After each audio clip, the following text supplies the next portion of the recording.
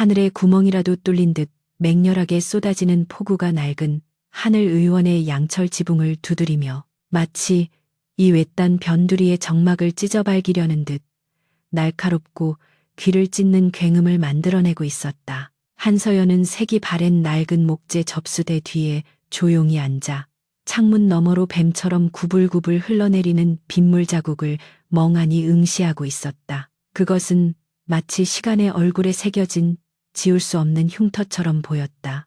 그녀가 서울의 명문대학 병원이라는 전도 유망한 자리를 박차고 나와 이 척박한 곳을 선택한 것은 능력이 부족해서가 아니었다. 그것은 병원 내의 추악한 권력 암투와 생명을 담보로 하는 상업화된 의료 시스템에 대한 깊은 환멸 때문이었다. 오늘 밤 천둥 소리가 지축을 흔들며 울릴 때마다 서연은 평소 냉철하던 자신의 내면 깊은 곳에서 정체를 알 수 없는 불길한 예감이 스멀스멀 피어오르는 것을 느꼈다. 갑자기 거센 빗소리를 뚫고 무언가가 부딪히는 둔탁한 소리가 들려왔고 그 소리에 놀란 서연은 손에 들고 있던 두꺼운 의학 서적을 차가운 바닥에 떨어뜨리고 말았다. 그녀는 수많은 응급 상황을 겪으며 몸에 밴 반사신경으로 즉시 자리에서 일어나 현관 쪽으로 달려갔다. 누군가 밖에서 거칠게 밀어젖힌 탓에 김이 서린 유리문이 열리며 차가운 비바람이 좁은 대기실 안으로 들이닥쳤다. 그와 동시에 거구의 사내가 하얀 타일 바닥 위로 무너지듯 쓰러졌고 빗물과 뒤섞인 선명한 붉은 피가 바닥으로 퍼져나가며 참혹하고도 기괴한 광경을 연출했다. 최고급 원단임이 분명해 보이는 검은색 슈트는 이미 너덜너덜하게 찢겨 있었고 복부에서 흘러나오는 검붉은 액체로 흠뻑 젖어 있는 정체불명의 남자는 미동도 하지 않았다. 서연은 즉시 마음속의 공포와 의구심을 지워버리고 빗물과 피 웅덩이 속에 쓰러진 남자에게 달려갔다. 그녀는 차갑게 식어가는 남자의 목에 손가락을 대고 맥박을 확인했는데 빗물에 젖은 피부 아래로 느껴지는 박동은 금방이라도 멈출 듯 미약하기 그지없었다. 남자의 호흡은 거칠고 불규칙했으며 한 번 숨을 들이마실 때마다 생사를 건 사투를 벌이는 듯 고통스러워 보였다. 서연의 예리한 눈빛이 환자의 상태를 빠르게 훑어내렸고 붉게 물든 셔츠 아래로 총알이 관통한 것으로 보이는 세 군데의 심각한 상처를 발견했다. 이것은 단순한 교통사고나 동네 양아치들의 술주정으로 인한 싸움이 아니었다. 이것은 필시 위험천만한 뒷골목 세계에서 벌어진 피비린내 나는 숙청의 흔적이 분명했다.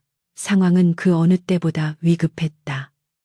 서연은 밖을 내다보았지만 이 폭우 속에서 구급차를 부른다는 것은 사실상 불가능에 가까웠다. 마을로 이어지는 유일한 진입로는 이미 산사태로 막혔거나 물에 잠겼을 것이 뻔했기 때문이었다. 지금 당장 조치를 취하지 않는다면 이 남자는 과다출혈과 장기 부전으로 15분 안에 사망할 것이 확실했다. 비록 이 초라한 의원에는 지역 주민들을 위한 기본적인 응급처치 도구밖에 없었지만 서연은 자신이 직접 수술을 집도하는 것 외에는 다른 선택지가 없음을 깨달았다. 그녀는 입술을 꽉 깨물며 흐트러진 정신을 집중시켰고 온 힘을 다해 의식 없는 거구의 남자를 약재실 뒤편에 마련된 임시수술실로 끌고 들어갔다. 그녀는 신속하게 가위로 남자의 젖은 옷을 잘라내고 진흙투성이인 피부를 드러냈다. 탄탄한 근육질의 상체에는 이미 수많은 흉터가 남아 있었고 그 위로 새로운 세 개의 총상이 쉴 새 없이 피를 뿜어내고 있었다. 윙윙거리는 소리와 함께 낡은 수술용 조명이 켜지자 창백하지만 기이할 정도로 강인하고 수려한 남자의 얼굴이 드러났다. 서연은 멸균 장갑을 끼고 수술 도구를 준비했는데 그 동작은 마치 입력된 프로그램에 따라 움직이는 정밀 기계처럼 빠르고 정확했다. 마취 전문이나 보조 간호사도 없이 홀로 총상을 수술한다는 것은 무모하고 의료 수칙을 위반하는 행위였지만 의사로서의 양심은 눈앞에서 꺼져가는 생명을 방관하도록 허락하지 않았다. 차가운 메스날이 남자의 피부를 가르고 총알의 충격으로 엉망이 된 복강 안으로 길을 샜다. 비릿한 피냄새가 소독용 알코올 냄새와 뒤섞여 좁은 방 안을 가득 채우며 숨 막히는 긴장감을 조성했다.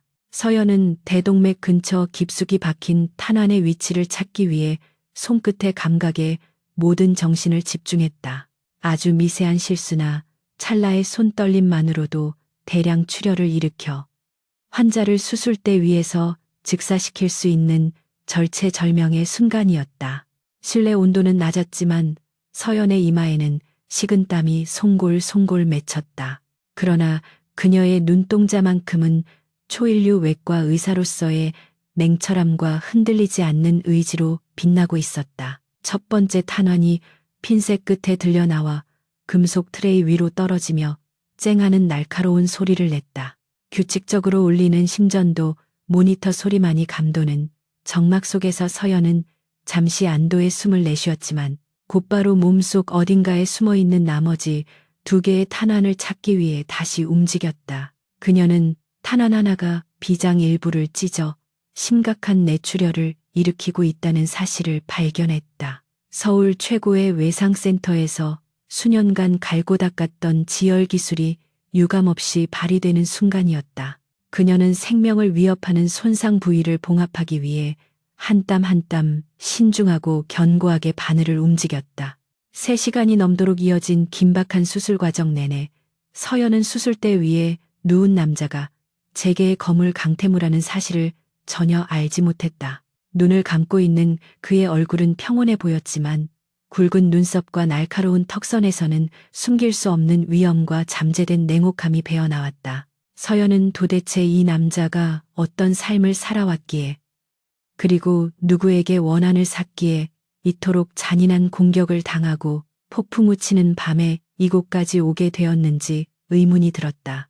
하지만 그녀는 급격한 출혈로 인해 환자의 혈압이 뚝 떨어지자 잡념을 머릿속에서 즉시 지워버리고 오직 환자의 생명을 유지하는 데에만 온 신경을 집중했다. 서연은 의원에 보관되어 있던 귀중한 예비 혈액팩을 신속하게 연결하고 강심제를 투여하여 요동치는 생체 징후를 안정시키려 애썼다. 그녀의 손은 링거 조절기와 의료기기 사이를 오가며 마치 생과 사의 교향곡을 지휘하는 지휘자처럼 정확하게 움직였다. 마침내 모니터의 그래프가 안정을 되찾고 환자의 심장 박동이 다시 힘차게 뛰기 시작하자 가장 위험한 고비를 넘겼다는 신호가 왔다. 장시간 서서 수술을 집도한 탓에 다리가 후들거리고 탈진할 것 같았지만 서연은 마지막 봉합 매듭이 완벽하게 지어질 때까지 단 1초도 긴장의 끈을 놓지 않았다.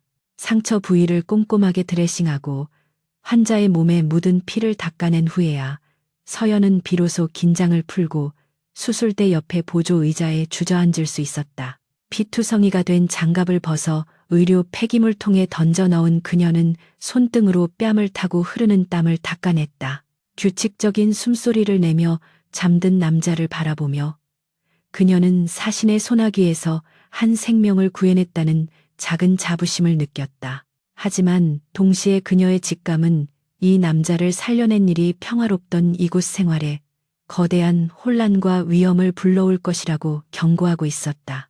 밖에서는 여전히 비가 억수같이 쏟아지고 있었고 창틈으로 들려오는 바람 소리는 마치 길 잃은 영혼들의 통곡처럼 들렸다. 서연은 밖으로 새어나가는 불빛을 최소화하기 위해 조명을 낮추고 문단속을 다시 한번 확인했다. 그녀는 수술 후의 피로와 몰려오는 졸음을 쫓기 위해 뜨거운 커피를 한 잔 탔다. 그녀의 시선은 남자의 생명이 다시 타오르고 있음을 보여주는 모니터의 녹색 파형에서 떨어지지 않았다. 그가 깨어나는 순간 의사와 환자라는 단순한 관계는 끝나고 예측할 수 없는 사건들이 시작될 것임을 그녀는 본능적으로 알고 있었다. 벽시계는 새벽 3시를 가리키고 있었고 진료실은 빗소리 외에는 숨막히는 침묵에 잠겨 있었다. 서연은 구석에 있는 낡은 소파에 몸을 기대어 잠시 눈을 붙이려 했지만 손에는 언제든 경찰에 신고할 수 있도록 휴대폰을 꽉 쥐고 있었다. 그녀는 지금 이 순간에도 저 두꺼운 빗줄기 너머 어딘가에서 강태무의 시체를 찾기 위해 혈안이 된 자들이 이 주변을 샅샅이 뒤지고 있다는 사실을 알지 못했다.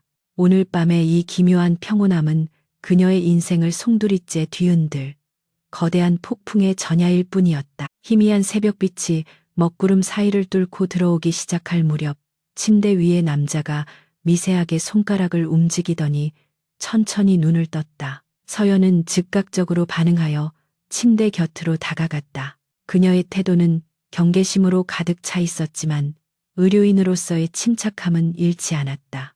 강태무의 깊고 어두운 검은 눈동자가 그녀를 꿰뚫을 듯 응시하며 눈앞에 서 있는 여자가 적인지 아군인지 얼마나 위험한 인물인지를 가늠하고 있었다. 그 눈빛에는 생명의 은인에 대한 감사나 육체적 고통으로 인한 나약함 따위는 없었다. 오직 상처 입은 우두머리 늑대처럼 주변의 모든 것을 의심하는 섬뜩한 살기만이 서려 있을 뿐이었다.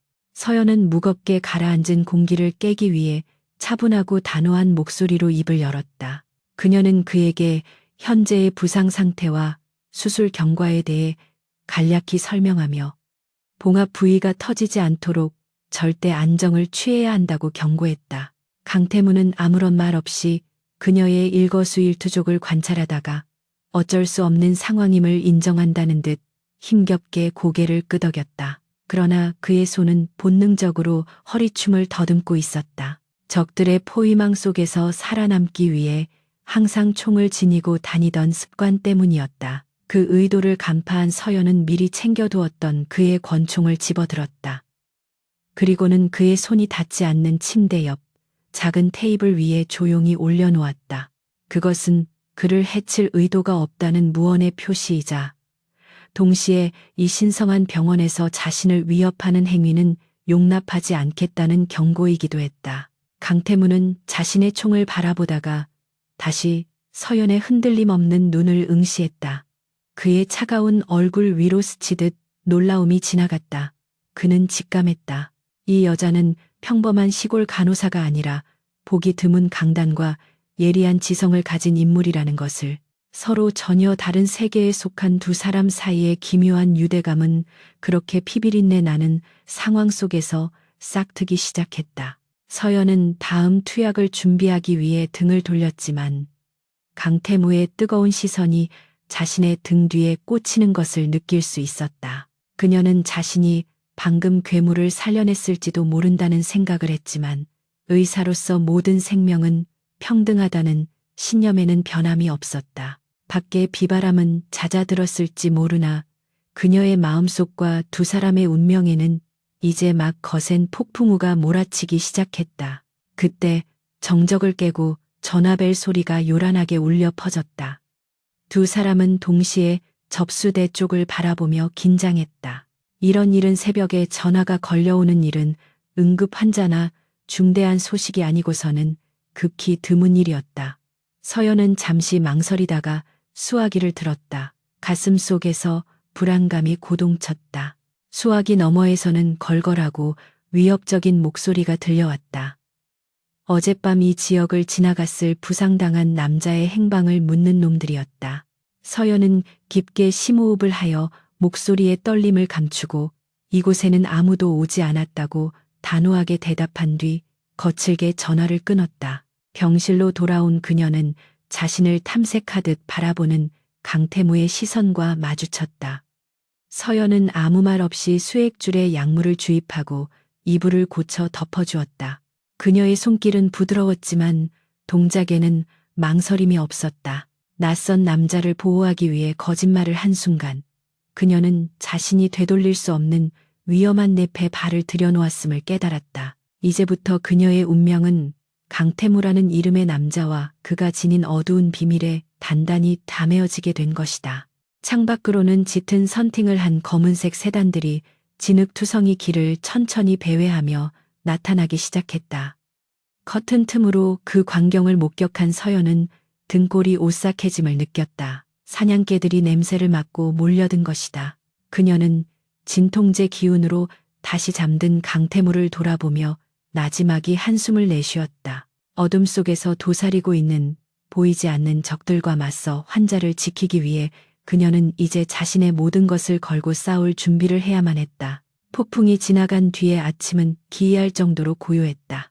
간밤에 세상을 집어삼킬 듯 포효하던 비바람은 흔적도 없이 사라졌지만 하늘 의원 주변을 감싸고 있는 짙은 안개는 마치 불길한 징조처럼 흩어지지 않고 있었다. 한서연은 창밖의 풍경을 내다보며 마른 침을 삼켰다. 평소라면 새소리와 함께 평화롭게 시작되었을 시골 마을의 아침이었지만 오늘따라 공기 중에는 설명할 수 없는 무거움과 날카로운 긴장감이 감돌고 있었다. 젖은 흙냄새 사이로 희미하게 배어나오는 비릿한 쇠냄새가 그녀의 신경을 자극했다. 그녀는 본능적으로 커튼을 굳게 닫고 블라인드의 각도를 조절하여 밖에서 안이 들여다보이지 않도록 철저하게 차단했다. 이것은 단순한 조심성이 아니라 먹이 사슬의 최하위에 놓인 초식동물이 포식자의 기척을 느꼈을 때 보이는 생존 본능과도 같은 것이었다. 그녀는 무거운 발걸음을 옮겨 환자가 누워있는 입원실로 들어갔다. 강태무는 상체를 비스듬히 일으킨 채 창문 쪽을 응시하고 있었는데 그 모습은 상처 입은 짐승이라기보다는 잠시 휴식을 취하고 있는 제왕에 가까웠다. 붕대 위로 배어나온 핏자국이 그의 상태가 여전히 위중함을 말해주고 있었지만 그에게서 뿜어져 나오는 압도적인 기운은 좁은 병실을 가득 채우기에 충분했다. 서연이 들어오자 그는 천천히 고개를 돌려 그녀를 바라보았다. 그 눈빛에는 고마움 대신 냉철한 계산과 의심이 서려 있었다. 그는 자신이 처한 상황을 파악하고 눈앞의 여자가 자신에게 득이 될지 독이 될지를 끊임없이 저울질하고 있는 듯했다. 서연은 그의 시선을 피하지 않고 다가가 체온계와 혈압계를 꺼내들었다. 상처가 벌어질 수 있으니 움직임을 최소화해야 합니다. 당신의 복부 근육은 지금 종이장처럼 약해진 상태라서 기침 한 번만 잘못해도 내장이 쏟아져 나올 수 있어요. 서연의 목소리는 건조하고 사무적이었지만 그 내용에는 뼈 있는 경고가 담겨 있었다. 강태무는 그녀의 경고를 무시하듯 입가에 비릿한 미소를 띠며 말했다. 내 몸 상태는 내가 더 잘 알아. 그보다 전화기 좀 빌려주지. 어딘가에 연락을 해야만 해. 그의 목소리는 쇠를 긁는 듯 낮고 거칠었지만 거부할 수 없는 위압감이 실려 있었다. 하지만 서연은 그의 요구를 단호하게 거절하며 고개를 저었다. 지금 전화선을 연결하거나 휴대폰을 켜면 위치가 추적될 위험이 있습니다. 당신을 쫓는 사람들이 보통 내기가 아니라는 건 당신이 더 잘 알고 있겠죠. 내 병원을 벌집으로 만들고 싶지 않다면 조용히 있어요. 강태무의 눈썹이 꿈틀거렸다. 감히 자신의 명령을 거역하고 훈계까지 하는 여자는 태어나서 처음이었다. 그러나 그는 곧바로 흥분을 가라앉히고 그녀의 말이 논리적으로 타당하다는 사실을 인정했다. 지금 외부와 연락을 시도했다가는 도청이나 신호 추적을 통해 자신의 위치가 적들에게 노출될 것이 뻔했다. 그는 침대 헤드에 머리를 기대며 깊은 한숨을 내쉬었다. 당신, 이름이 뭐지? 그 배짱 하나는 인정해주지. 서연은 혈압계에 커프를 감으며 무심하게 대답했다. 한서연입니다. 그리고 이건 배짱이 아니라 환자의 생명과 내 병원의 안전을 위한 합리적인 판단일 뿐이에요.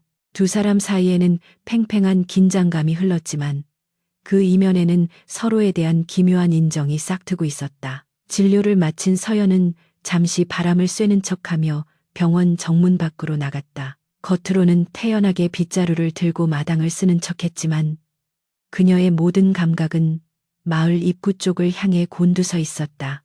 평소라면 동네 개들이 낯선 사람을 보고 지저댔을 텐데 오늘은 이상하리 많지 조용했다. 그것은 개들조차도 본능적으로 공포를 느끼고 숨죽이고 있다는 증거였다. 서연의 시야에 마을 어귀의 구멍가게 앞에 서 있는 검은 양복의 사내들이 들어왔다.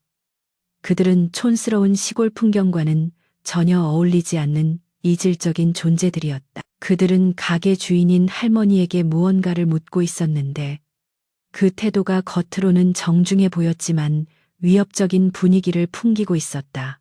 서연은 빗자루질을 멈추지 않고 곁눈질로 그들을 관찰했다. 사내들은 날카로운 눈매로 지나가는 차들을 하나하나 확인하고 있었고 그중 한 명은 재킷 안주머니에 손을 넣은 채 주변을 경계하고 있었다. 그 불룩한 모양새는 분명 총기류였다. 서연은 등골이 오싹해짐을 느꼈다. 그들은 단순한 깡패가 아니라 훈련받은 전문 킬러들이었다. 놈들이 이쪽으로 시선을 돌리자 서연은 자연스럽게 몸을 돌려 병원 안으로 들어왔다. 심장이 터질 듯이 뛰었지만 그녀는 문을 잠그고 블라인드를 내리는 손길을 떨지 않기 위해 필사적으로 노력했다. 놈들이 이곳을 덮치는 것은 시간 문제였다. 그녀는 심호흡을 하며 마음을 다잡았다. 이제 도망칠 곳은 없었다. 다시 병실로 돌아온 서연의 얼굴은 창백하게 질려 있었다. 강태무는 그녀의 표정 변화를 놓치지 않고 예리하게 물었다. 놈들이 왔군. 그렇지. 서연은 말없이 고개를 끄덕이며 물 한 컵을 들이켰다. 마을 입구에 3명, 그리고 보이지 않는 곳에 더 있을 거예요. 그들은 전문가들이에요. 평범한 경찰력으로는 막을 수 없다는 걸 직감했어요. 강태무는 고통을 참으며 몸을 일으키려 했다. 내가 나가야 해.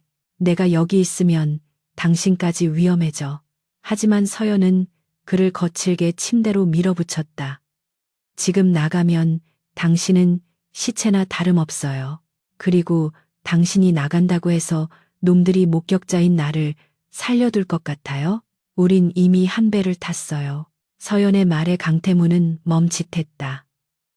그녀의 눈에서는 두려움과 동시에 결연한 의지가 불타오르고 있었다. 자신을 살리기 위해 그리고 스스로 살아남기 위해 그녀는 지금 목숨을 건 도박을 하고 있었다. 강태무는 쓴웃음을 지으며 다시 자리에 누웠다. 재계의 거물 강태무가 시골 간호사의 보호를 받게 될 줄이야.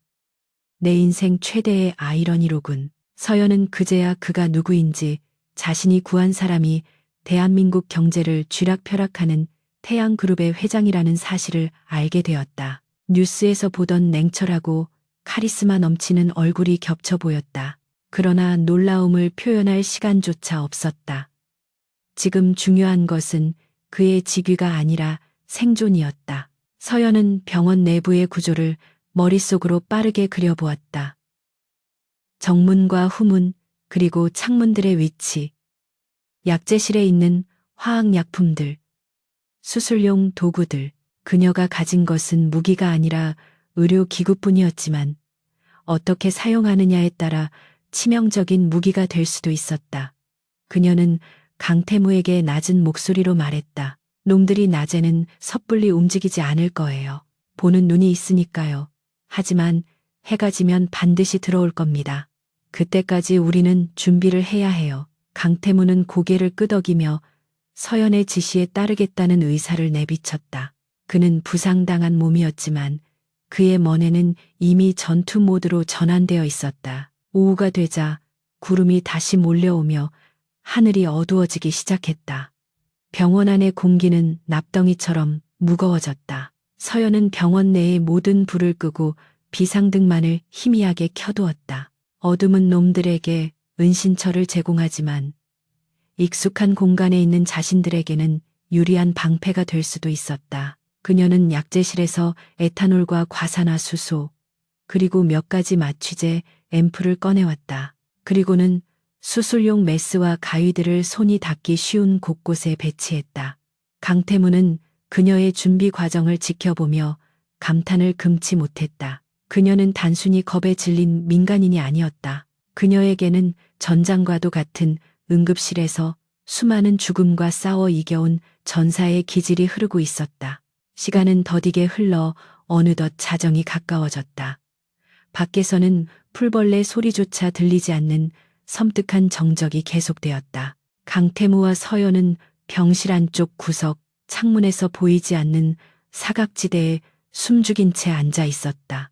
두 사람의 거친 숨소리만이 좁은 공간을 채우고 있었다. 그때였다.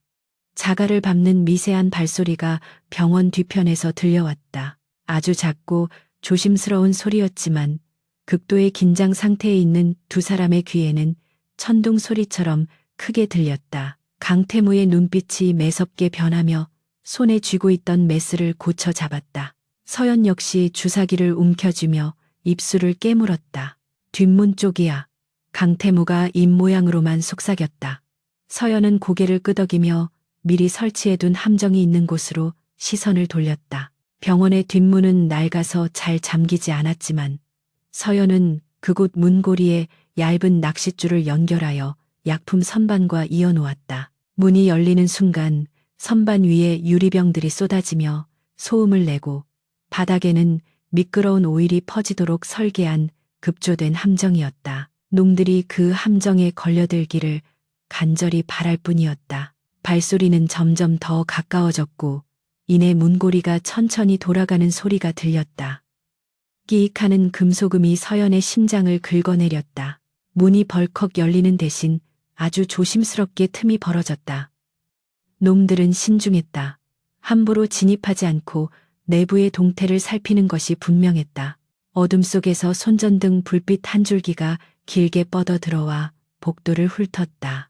불빛은 먼지 쌓인 바닥과 벽에 걸린 해부도 그리고 텅 빈 접수대를 비추었다.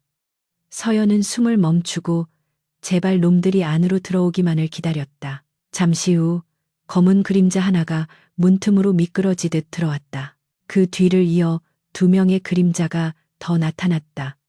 그들의 발소리는 거의 들리지 않았지만 공기 흐름의 변화가 그들의 존재를 알리고 있었다. 놈들은 수신호로 서로에게 지시를 내리며 병원 내부를 수색하기 시작했다. 한 명은 약재실 쪽으로, 두 명은 입원실 쪽으로 향했다. 입원실에 숨어있던 강태무는 서연에게 눈짓으로 신호를 보냈다. 자신이 미끼가 되어 놈들의 시선을 끌 테니 서연에게 기습을 하라는 의미였다. 서연은 두려움에 손이 떨렸지만 이내 마음을 다잡았다. 지금 망설이면 둘 다 죽는다. 그녀는 어둠 속에서 조용히 몸을 일으켜 약재실 쪽으로 향하는 놈의 뒤를 밟았다.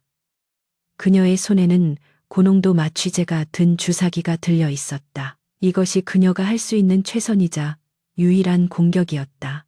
약재실로 들어간 놈이 손전등으로 약품장을 비추는 순간 서연은 쥐죽은 듯이 다가가 그의 목덜미를 향해 주사 바늘을 꽂아 넣었다. 놈이 억소리를 내며 반격하려 했지만 서연은 온 체중을 실어 주사기 피스톤을 밀어 넣었다. 약물은 순식간에 혈관을 타고 퍼졌고 놈의 거구는 힘없이 바닥으로 무너져 내렸다. 쿵 하는 소리가 났지만 다행히 밖에서 들려오는 빗소리 때문에 크게 울리지는 않았다. 서연은 떨리는 가슴을 쓸어내리며 놈의 허리춤에서 권총을 빼앗아 들었다. 총을 쏴본 적은 없었지만 적어도 위협용으로는 사용할 수 있을 것이었다. 하지만 상황은 그리 호락호락하지 않았다. 입원실 쪽으로 갔던 두 명의 놈들이 인기척을 느끼고 발길을 돌린 것이다. 사모, 응답하라. 무슨 일이야? 무전기에서 흘러나오는 치직거리는 소리가 정적을 깼다. 서연은 숨을 헐떡이며 약재실 문 뒤로 몸을 숨겼다. 놈들의 발소리가 점점 가까워지고 있었다. 저벅저벅 차가운 바닥을 울리는 군화 소리가 그녀의 심장 박동과 겹쳐 들렸다. 이제 정면 승부밖에 남지 않았다. 그녀는 강태무가 있는 쪽을 바라보며 마음속으로 외쳤다. 제발 살아남아서 이 지옥 같은 밤을 끝낼 수 있게 해달라고. 그 순간 병원 전체를 뒤흔드는 굉음과 함께 유리창이 산산조각 났다. 밖에서 대기하고 있던 또 다른 무리가 진입을 시도한 것이다. 최루탄 가스가 병원 안으로 퍼지며 매캐한 연기가 시야를 가렸다. 서연은 기침을 하며 바닥에 엎드렸고 강태무는 고통스러운 신음과 함께 몸을 날려 서연을 덮쳐 보호했다. 꽉 잡아. 이제부터가 진짜 시작이야. 강태무의 외침이 귓가에 울렸다. 연기 속에서 붉은 레이저 조준점들이 춤을 추듯 그들을 향해 다가오고 있었다. 사륙의 밤은 이제 막 그 막을 올리고 있었다. 최루탄 연기가 자욱하게 피어오르며 시야를 가리는 순간 병원 내부는 순식간에 아수라장으로 변했다. 매캐한 가스가 폐부 깊숙이 파고들어 숨을 쉴 때마다 날카로운 통증을 유발했고 눈에서는 주체할 수 없는 눈물이 쏟아져 나왔다. 강태무는 본능적으로 입고 있던 재킷을 벗어 서연의 코와 입을 막아주며 그녀를 육중한 참나무 접수대 뒤로 거칠게 끌어당겼다. 그 찰나의 순간에도 놈들의 소음기 장착된 총구에서 발사된 탄환들이 그들의 머리 위를 스치며 벽에 박혔고 석고가루와 유리 파편이 비처럼 쏟아져 내렸다. 서연은 공포로 인해 온몸이 사시나무 떨듯 떨렸지만 강태무의 단단한 팔이 그녀를 감싸고 있다는 사실에서 기이한 안정감을 느꼈다. 그는 부상으로 인해 신음하면서도 흐트러짐 없는 눈빛으로 적들의 위치를 파악하고 있었고 그 모습은 마치 전장의 지휘관처럼 냉철해 보였다. 이대로 있으면 꼼짝없이 당해 뒷문으로 나가야 해. 강태무가 고통을 억누르며 낮게 으르렁거렸다. 하지만 정문과 창문을 통해 진입한 적들이 포위망을 좁혀오고 있어 무작정 움직이는 것은 자살행위나 다름없었다. 서연의 머릿속에서 비상한 기지가 번뜩였다.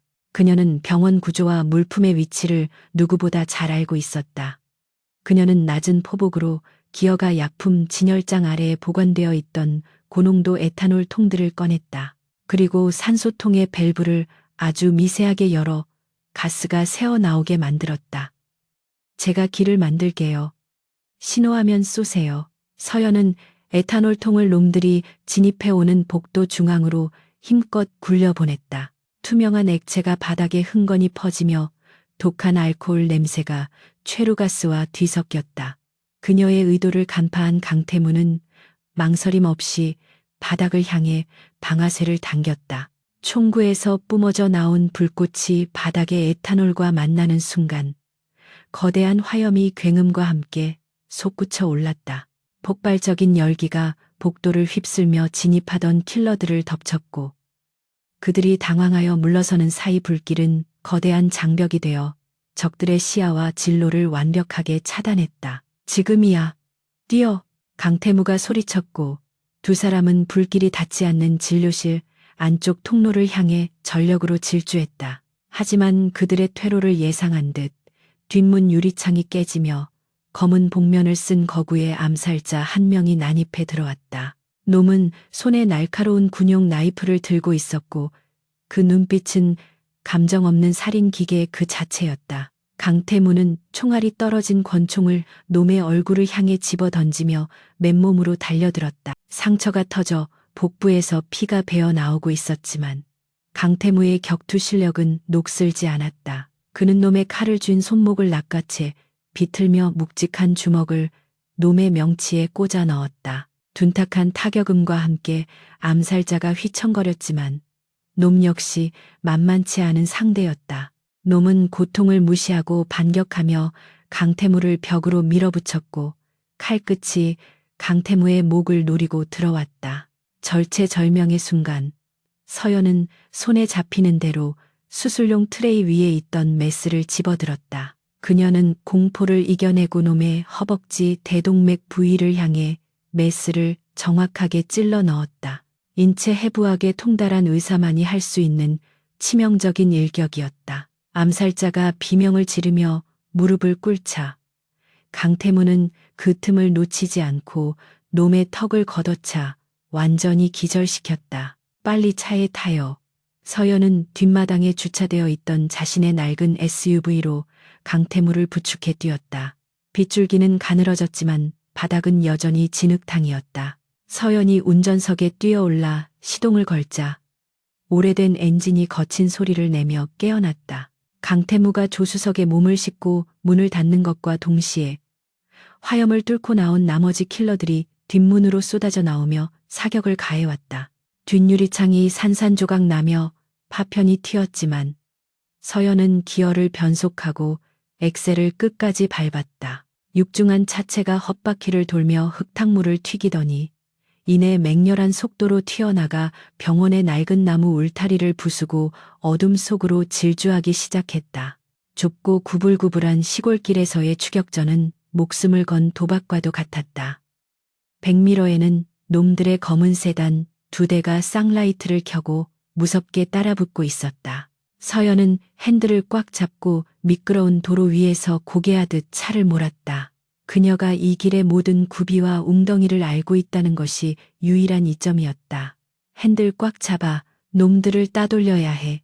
강태무는 고통으로 일그러진 얼굴로 창문을 내리고 기절한 암살자에게서 빼앗은 예비 탄창을 끼운 총을 밖으로 겨누었다.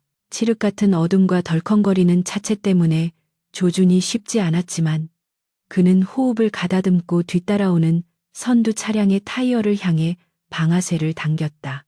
탕탕탕 총성이 밤 공기를 갈랐다. 강태무의 사격 솜씨는 놀라웠다. 세 발 중 한 발이 정확하게 뒷차의 앞바퀴를 관통했다. 펑하는 소리와 함께 선두 차량이 중심을 잃고 크게 휘청거리더니 도로 옆 논두렁으로 처박히며 뒤따르던 차량의 진로까지 막아버렸다. 굉음과 함께 놈들의 추격이 지체되는 사이 서연은 가속 페달을 더욱 세게 밟아 거리를 벌렸다. 심장이 터질 듯이 뛰고 손바닥은 땀으로 흥건했지만 그녀는 멈추지 않고 30분을 더 달려 고속도로 진입로가 보이는 국도변까지 빠져나왔다. 뒤를 확인하던 강태무가 거친 숨을 몰아쉬며 총을 내려놓았다. 따돌렸어. 일단은 안전해. 그 한마디에 팽팽하게 당겨져 있던 서연의 긴장감이 일시에 풀리며 온몸에 힘이 빠져나가는 것을 느꼈다. 차를 갓길에 세우고 잠시 숨을 고르는 동안 차 안에는 무거운 침묵이 흘렀다. 빗방울이 차 지붕을 두드리는 소리만이 그들의 생존을 확인시켜주고 있었다. 서연은 떨리는 손으로 핸들에 얼굴을 묻었다가 옆에서 피를 흘리고 있는 강태무를 돌아보았다. 수술 부위가 터져 붕대가 다시 붉게 물들어 있었다. 병원으로 가야 해요.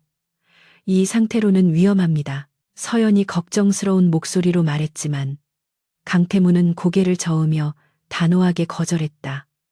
일반 병원은 안 돼.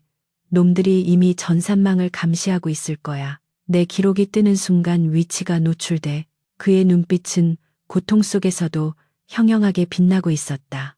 강태무는 서연을 깊은 눈으로 응시했다. 그 눈빛에는 미안함과 책임감, 그리고 알 수 없는 감정이 뒤섞여 있었다. 한서연 씨, 이제 당신은 돌아갈 수 없어. 놈들은 당신 얼굴을 봤고 당신이 나를 도왔다는 사실을 알고 있어. 그들은 목격자를 살려두는 놈들이 아니야. 서연은 그의 말이 냉혹한 현실임을 깨달았다. 자신이 지키고 싶었던 평범한 일상, 작은 병원, 평화로운 시골 생활은 이미 산산조각 나버렸다. 그녀는 이제 선택의 여지가 없었다. 그럼 어떻게 해야 하죠? 그녀의 물음에 강태무는 피 묻은 손으로 셔츠 안주머니에서 낡은 폴더폰 하나를 꺼내며 말했다. 서울로 간다. 내 구역, 내가 통제할 수 있는 곳으로 가야 해. 그곳에 내 안전가옥이 있어. 서울로 향하는 고속도로 위에서 서연은 복잡한 심경으로 운전대를 잡았다. 화려한 네온 사인이 번쩍이는 도시가 가까워질수록 그녀는 자신이 전혀 다른 세상으로 진입하고 있음을 실감했다. 그것은 땀과 소독약 냄새가 나는 정직한 의료의 세계가 아니라 권모술수와 배신, 그리고 피비린내 나는 폭력이 지배하는 욕망의 세계였다. 조수석에 앉은 강태무는 고열에 시달리며 간헐적으로 신음했지만 의식을 놓지 않으려 안간힘을 쓰고 있었다. 서연은 룸미러를 통해 그의 파리한 얼굴을 훔쳐보며 묘한 연민과 동질감을 느꼈다. 오늘 밤 그들은 생사를 함께 넘나든 전우가 되었고 이 지독한 인연의 끈은 이제 막 더욱 단단하게 묶이기 시작했다. 새벽 4시 서울의 스카이라인이 희미하게 모습을 드러낼 무렵 그들은 강태무가 알려준 좌표를 따라 성북동의 깊숙한 산자락에 위치한 육중한 저택 앞에 도착했다. 높은 담벼락과 철통 같은 보안 시스템으로 둘러싸인 그곳은 마치 요새와도 같았다. 차가 멈추자 대문이 자동으로 열리며 검은 양복을 입은 경호원들이 쏟아져 나왔다. 그들은 부상당한 강태무를 보고 경악했지만 훈련받은 전문가답게 신속하게 움직여 그를 부축해 내렸다. 서연은 멍하니 차 안에 앉아 그 광경을 지켜보다가 강태무가 경호원들을 제지하고 그녀에게 손짓하는 것을 보았다. 내려. 이제부터 이곳이 당신이 지낼 곳이야. 그의 목소리는 쇠약했지만 거부할 수 없는 명령의 힘이 실려 있었다. 서연은 차에서 내려 거대한 저택을 올려다보았다. 화려하지만 차가운 기운이 감도는 그곳은 마치 짐승의 아가리처럼 입을 벌리고 그녀를 기다리고 있는 듯했다. 그녀는 자신이 구한 남자가 단순한 부자가 아니라 상상 이상의 권력을 가진 존재임을 뼈저리게 실감했다. 그리고 동시에 자신이 발을 들인 이 세계가 결코 호락호락하지 않을 것임을 예감했다. 강태무의 세계, 태양그룹이라는 거대한 제국의 심장부로 들어가는 서연의 발걸음은 무거웠지만 그녀의 눈빛만은 결코 두려움에 굴복하지 않겠다는 듯 단단하게 빛나고 있었다. 이것은 끝이 아니라 더 거대하고 위험한 전쟁의 서막이었다. 성북동의 깊은 산자락에 자리 잡은 강태무의 저택은 단순한 주거 공간이라기보다는 외부와의 단절을 목적으로 지어진 거대한 요새와도 같았다. 육중한 철문이 닫히는 둔탁한 소리가 밤 공기를 가르며 울려 퍼지자 한서연은 자신이 돌아올 수 없는 강을 건넜음을 다시 한번 뼈저리게 실감했다. 차에서 내린 그녀의 눈앞에 펼쳐진 광경은 압도적이었다. 회색 화강암으로 마감된 외벽은 달빛을 받아 차갑게 번들거렸고 곳곳에 설치된 감시 카메라와 적외선 센서들은 침입자를 감시하는 맹수의 눈처럼 붉은 빛을 깜빡이고 있었다. 정원을 가득 메운 정체불명의 검은 양복을 입은 사내들은 마치 조각상처럼 미동도 하지 않은 채 경계를 서고 있었는데 그들에게서 풍겨나오는 살기는 이곳이 평범한 재벌가의 저택이 아님을 말해주고 있었다.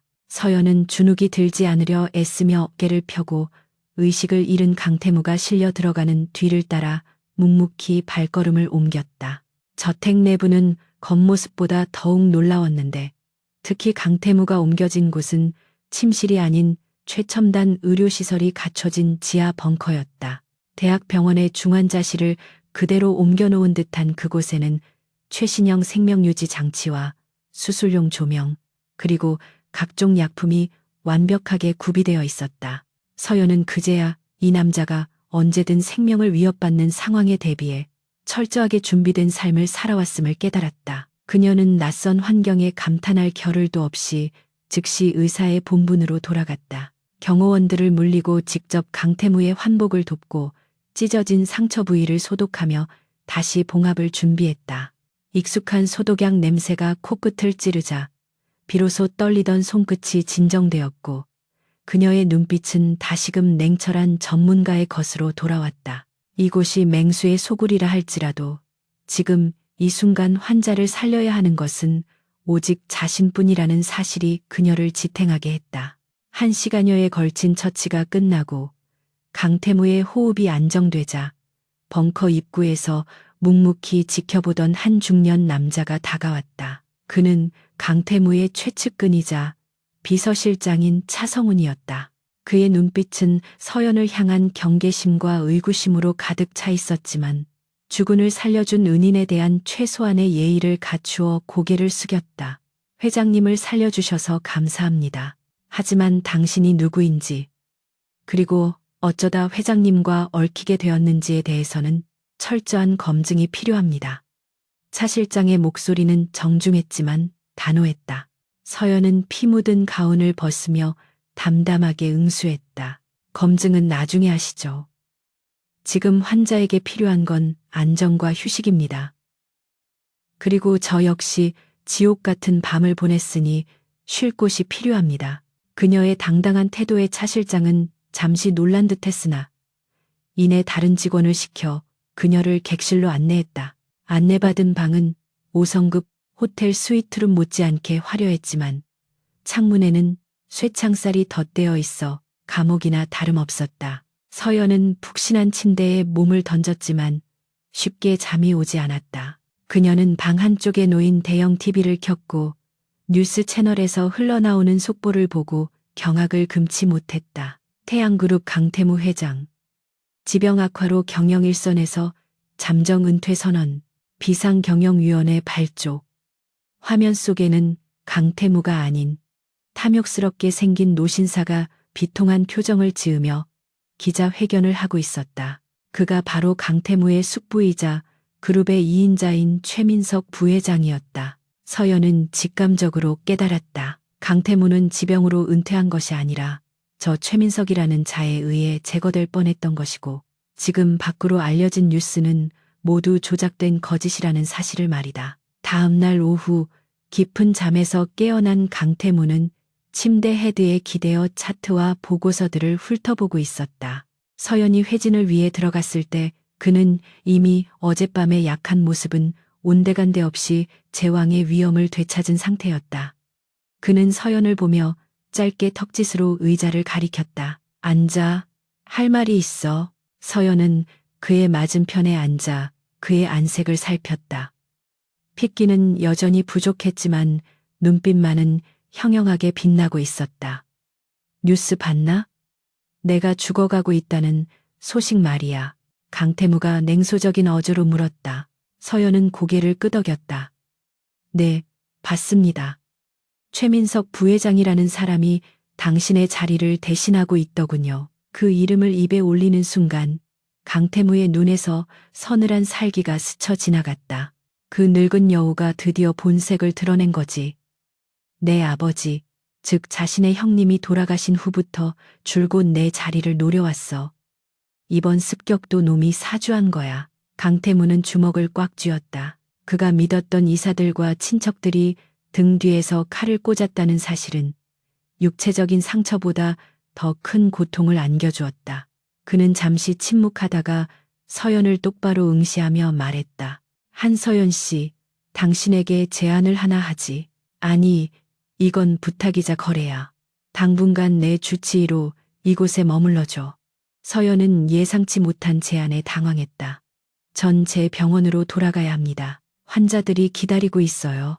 그녀가 반박하려 하자 강태무는 단호하게 말을 잘랐다. 지금 밖으로 나가면 당신은 죽어. 최민석은 내가 살아있다는 증거를 지우기 위해 당신부터 찾을 거야. 당신의 병원은 이미 잿더미가 됐을지도 몰라. 서연은 말문이 막혔다.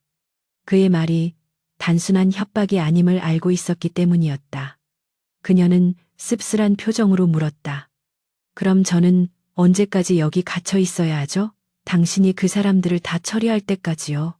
강태무는 고개를 저었다. 아니, 갇혀 있는 게 아니야. 당신은 나의 가장 중요한 파트너가 되는 거지. 나는 2주 뒤에 열리는 주주총회에 맞춰 완벽하게 회복해야 해. 그때까지 나를 걷게 만들고 뛸 수 있게 만들어. 그게 당신의 임무야. 만약 성공한다면 당신의 병원을 다시 세워주는 건 물론이고 평생을 보장해주지.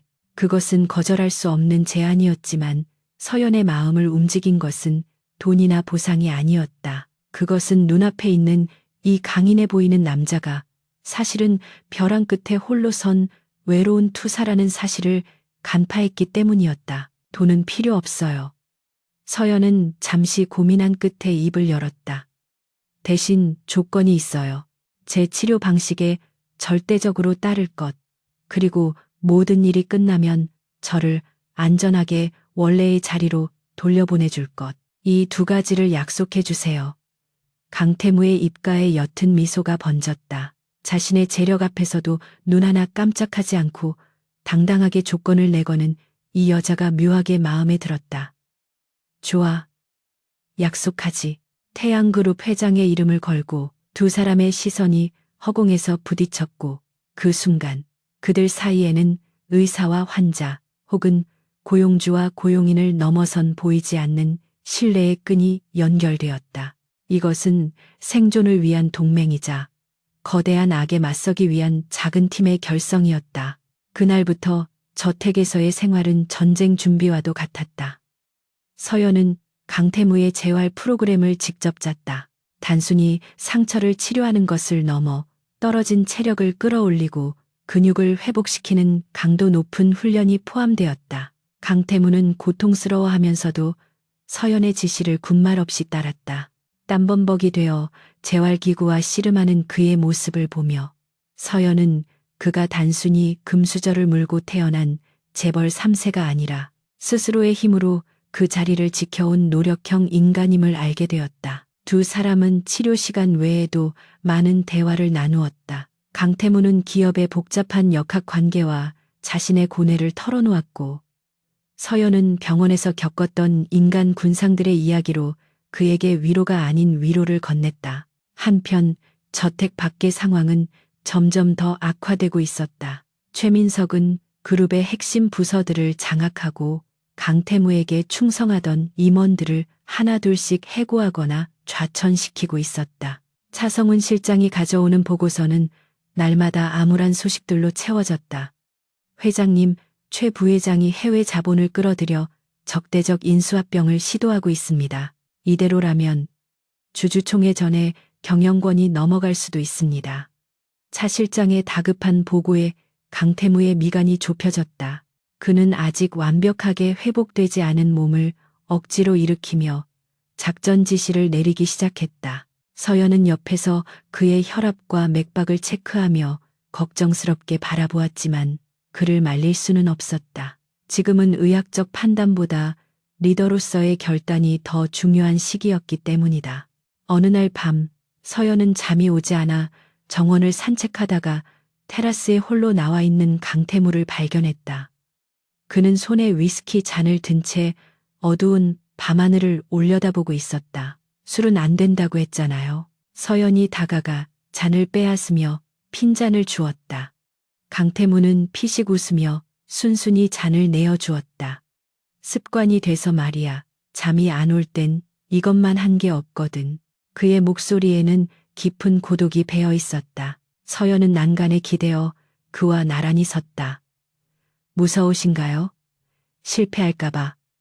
그녀의 돌직구 질문에 강태무는 잠시 침묵하다가 고개를 끄덕였다. 무서워. 내가 무너지면 나를 믿고 따르던 수천 명의 직원들이 길거리에 나앉게 돼. 태양그룹은 단순한 회사가 아니라 내 아버지 그리고 내 인생 그 자체야. 서연은 처음으로 그의 약한 내면을 마주했다. 천하의 강태무도 결국은 짐을 짊어진 한 인간일 뿐이었다. 그녀는 조용히 말했다. 당신은 혼자가 아니에요. 차 실장님도 있고 당신을 믿는 직원들도 있어요. 그리고 지금은 저도 있잖아요. 제가 당신을 반드시 살려놓을 테니 당신은 이기는 것만 생각하세요. 그녀의 말은 투박했지만 진심이 담겨 있었다. 강태무는 서연을 물끄러미 바라보다가 불쑥 손을 뻗어 바람에 흩날리는 그녀의 머리카락을 귀 뒤로 넘겨주었다. 그의 손길은 거칠었지만 따뜻했다. 두 사람 사이에 묘한 기류가 흘렀다. 고마워, 한서연. 당신을 만난 건 내 인생 최고의 행운이야. 하지만 그들의 평화로운 순간은 오래가지 않았다. 차 실장이 사색이 되어 달려왔다. 회장님, 큰일 났습니다. 최민석 측에서 이 안전가옥의 위치를 파악한 것 같습니다. 의심스러운 드론이 상공에서 포착되었습니다. 강태무의 눈빛이 순식간에 차갑게 돌변했다. 그는 서연을 등 뒤로 숨기며 명령을 내렸다. 보안 레벨을 최고 등급으로 격상해. 그리고 당장 이동 준비를 한다. 서연은 긴장감에 몸이 굳었다. 호랑이 굴에 들어왔다고 생각했지만 이제는 그 굴조차 안전하지 않다는 사실이 공포로 다가왔다. 그러나 그녀는 더 이상 도망치고 싶지 않았다. 그녀는 강태무의 옷자락을 꽉 쥐었다. 이제 그녀는 그의 그림자가 되어 끝까지 함께할 준비가 되어 있었다. 피할 수 없다면 부딪혀야지. 강태무가 낮은 목소리로 읊조렸다. 그는 서연의 손을 잡고 벙커 안의 작전 상황실로 향했다. 벽면을 가득 채운 스크린에는 태양그룹의 주가 변동 그래프와 주요 주주들의 명단, 그리고 최민석의 동선이 표시되어 있었다. 강태무는 펜을 들어 화이트보드에 복잡한 도표를 그리기 시작했다. 놈들이 이곳을 찾았다면 오히려 기회야. 역정보를 흘려서 놈들을 교란시키고 그 틈을 타서 우리는 놈들의 심장부로 들어간다. 그것은 대담하고도 위험천만한 작전이었다. 서연은 그의 계획을 들으며 마른 침을 삼켰다. 이제 그녀의 역할은 단순한 간호사가 아니라 이 위험한 체스판 위에 퀸을 지키는 비숍이 되어야 했다. 밤이 깊어갈수록 저택의 긴장감은 최고조에 달했다. 모든 조명이 꺼지고 적외선 감시 모드로 전환된 저택 안에서 서연은 비상용 의료 키트를 점검하며 마음을 다잡았다. 강태무는 방탄조끼를 착용하고 다시금 총을 점검했다. 그의 눈빛은 사냥을 앞둔 맹수의 그것처럼 날카롭게 빛나고 있었다. 준비됐나? 그가 짧게 물었다. 서연은 묵직한 의료 가방을 어깨에 매며 고개를 끄덕였다. 언제든지요. 두 사람은 어둠 속에서 서로를 향해 굳건한 신뢰의 눈빛을 보냈다. 이제 고통이 트면 그들은 거짓과 탐욕으로 얼룩진 세상 밖으로 나가 진실을 밝히기 위한 최후의 전쟁을 시작할 것이다. 태양은 다시 떠오를 준비를 마쳤다.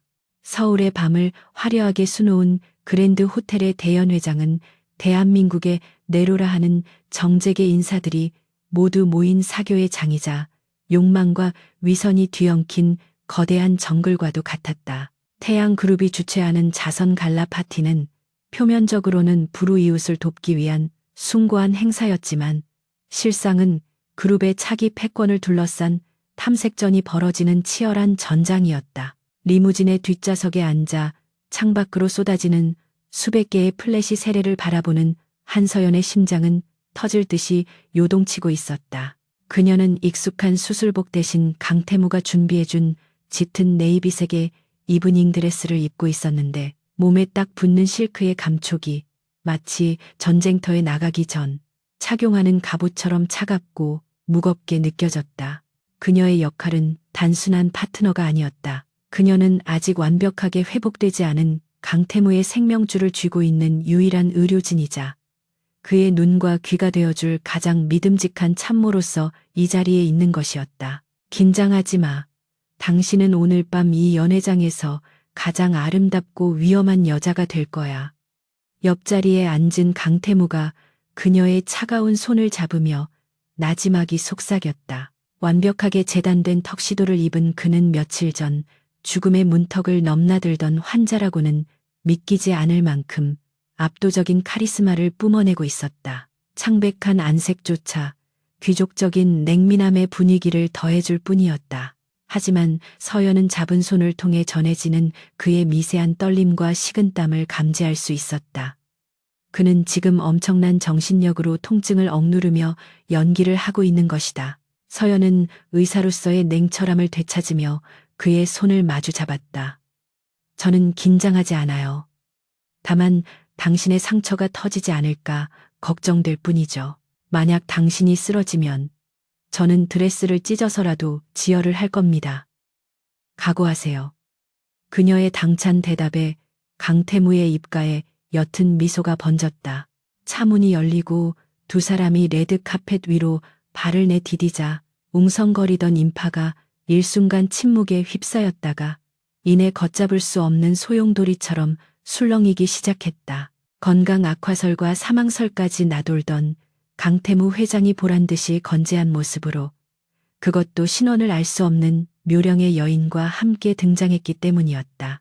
기자들이 저지선을 뚫고 마이크를 들이대며 질문을 쏟아냈지만 강태무는 여유로운 미소로 그들을 무시한 채 서연의 허리를 감싸 안고 행사장 안으로 걸음을 옮겼다. 서연은 쏟아지는 시선들이 마치 엑스레이처럼 자신을 투시하는 것 같은 불쾌감을 느꼈지만 턱을 치켜들고 당당하게 정면을 응시했다. 그녀는 강태무의 곁에 서기에 부족함이 없는 사람이 되어야 했다. 그것이 자신을 믿고 파트너로 선택해준 그에 대한 예의이자 의무였다. 화려한 샹들리에가 빛나는 연회장 내부로 들어서자 최고급 향수 냄새와 샴페인 향기, 그리고 사람들의 가식적인 웃음소리가 뒤섞인 묘한 공기가 그들을 맞이했다. 강태무의 등장으로 파티장의 주인공은 순식간에 바뀌었다. 그를 애워싸고 아부와 안부를 묻는 사람들 틈바구니에서 서연은 매의 눈으로 주변을 관찰했다. 그녀는 사람들의 표정과 동공의 움직임, 그리고 무의식적인 제스처를 통해 그들의 심리 상태와 건강 상태를 읽어내는데 탁월한 능력이 있었다. 대부분의 사람은 강태무의 귀환에 놀라움과 경외심을 보였지만 몇몇 인물들은 불안한 기색을 감추지 못하고 시선을 회피하거나 샴페인 잔을 꽉 쥐는 등의 이상 반응을 보였다. 서연은 그들의 얼굴을 하나하나 머릿속에 각인시켰다. 그들이 바로 강태무가 찾아내고자 했던 내부의 적들일 가능성이 높았다. 그때 인파를 가르고 백발의 노신사가 여유로운 미소를 띠며 다가왔다. 태양그룹의 부회장이자 이번 사태의 배우로 지목된 최민석이었다. 그는 강태무를 보자마자 과장된 몸짓으로 팔을 벌려 포옹을 청했다. 아이고 조카님. 이렇게 건강한 모습으로 돌아오다니 정말 다행이다. 나는 네가 위독하다는 소식에 밤잠을 설쳤는데 말이야. 그의 목소리는 자애로운 숙부의 그것이었지만 눈은 웃고 있지 않았다. 강태무는 그의 포옹을 가볍게 받아주며 뼈 있는 농담을 던졌다. 걱정 끼쳐드려 죄송합니다. 숙부님, 지옥 입구까지 갔었는데 아직 할 일이 남아서 염라대왕이 돌려보내주더군요. 게다가 제 옆에 있는 유능한 분 덕분에 기적적으로 살아났습니다. 강태무가 서연을 소개하자 최민석의 시선이 날카롭게 서연에게 꽂혔다. 이쪽은 처음 뵙는 분이군. 강 회장의 생명의 은인이라니 대단한 의술을 가지셨나 봅니다. 최민석이 서연에게 손을 내밀었다. 서연은 그의 손을 잡는 순간 손바닥이 축축하게 젖어 있고 미세하게 떨리고 있다는 것을 감지했다. 전형적인 교감신경 항진 반응, 즉 극도의 긴장과 스트레스 상태였다. 서연은 우아하게 미소 지으며 차분하게 대답했다. 한서연입니다. 과찬의 말씀이십니다. 저는 그저 회장님의 강인한 생명력을 도왔을 뿐입니다. 하지만 부회장님 안색이 좋지 않아 보이시네요. 식은땀도 있으시고 혹시 최근에 과도한 스트레스를 받을 일이 있으셨나요? 서연의 예리한 지적에 최민석의 표정이 순간적으로 일그러졌다. 그는 황급히 손을 빼며 헛기침을 했다. 요즘 회사 일로 신경 쓸 게 많아서 그런가 보군요. 의사 선생님 눈은 속일 수가 없네요. 최민석이 당황하여 자리를 피하자 강태무는 서연의 귀에 대고 작게 속삭였다. 훌륭해. 늙은 여우의 가면을 한 방에 벗겨냈군. 서연은 안도감 대신 더욱 강한 경계심을 느꼈다. 최민석이 물러간 뒤에도 그를 따르는 임원들이 삼삼오오 모여 쑥덕거리는 모습이 포착되었다. 그들은 끊임없이 전화를 걸거나 메시지를 주고받으며 불안해하고 있었다. 서연은 강태무에게 잠시 화장실에 다녀오겠다고 말하고 그들의 대화를 엿듣기 위해 자리를 옮겼다. 그녀는 웨이터가 지나가는 틈을 타 기둥 뒤편의 사각지대로 몸을 숨겼다. 그곳에는 최민석의 최측근인 박 전무가 누군가와 통화를 하고 있었다. 네, 실패했습니다. 회장이 살아서 돌아왔어요. 네, 그 여자도 같이 있습니다. 오늘 밤 약을. 네, 알겠습니다. 서연의 등골이 오싹해졌다. 약이라는 단어가 뇌리에 박혔다. 그들은 포기하지 않고 또다시 강태무를 노리고 있었다. 그것도 이 공개적인 장소에서 은밀한 방법으로.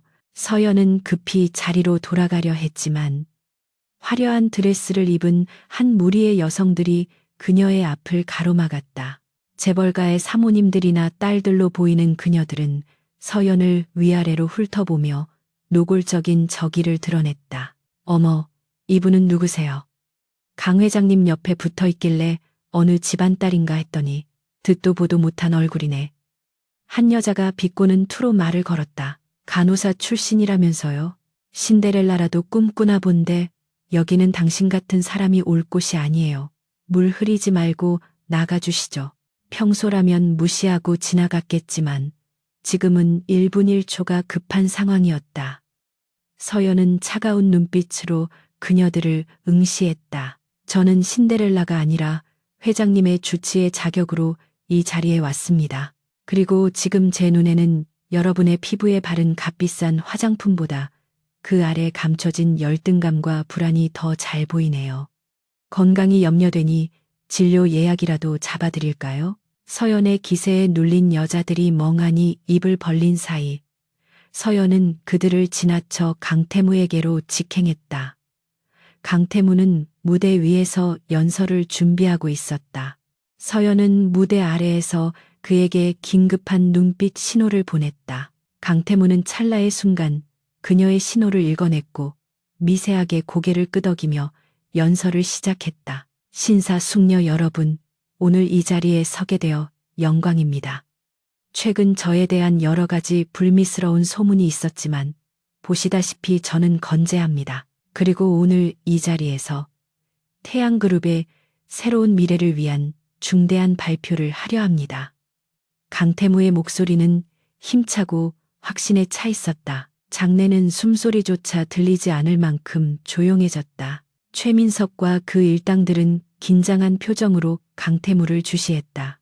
강태무는 잠시 뜸을 들이다가 시선을 최민석에게 고정하며 말을 이었다. 태양그룹은 이제 썩은 환부를 도려내고 새살을 돋게 할 것입니다. 저를 음해하고 회사를 위기에 빠뜨리려 했던 내부의 배신자들에게 저는 이제 자비 없는 전쟁을 선포합니다. 그의 선전포고는 연회장에 폭탄이 떨어진 것과 같은 충격을 주었다. 사람들은 경악하며 서로를 쳐다보았고 최민석의 얼굴은 흑빛으로 변했다. 강태무는 거기서 멈추지 않았다. 그는 무대 아래에 있는 박전무를 손으로 가리켰다.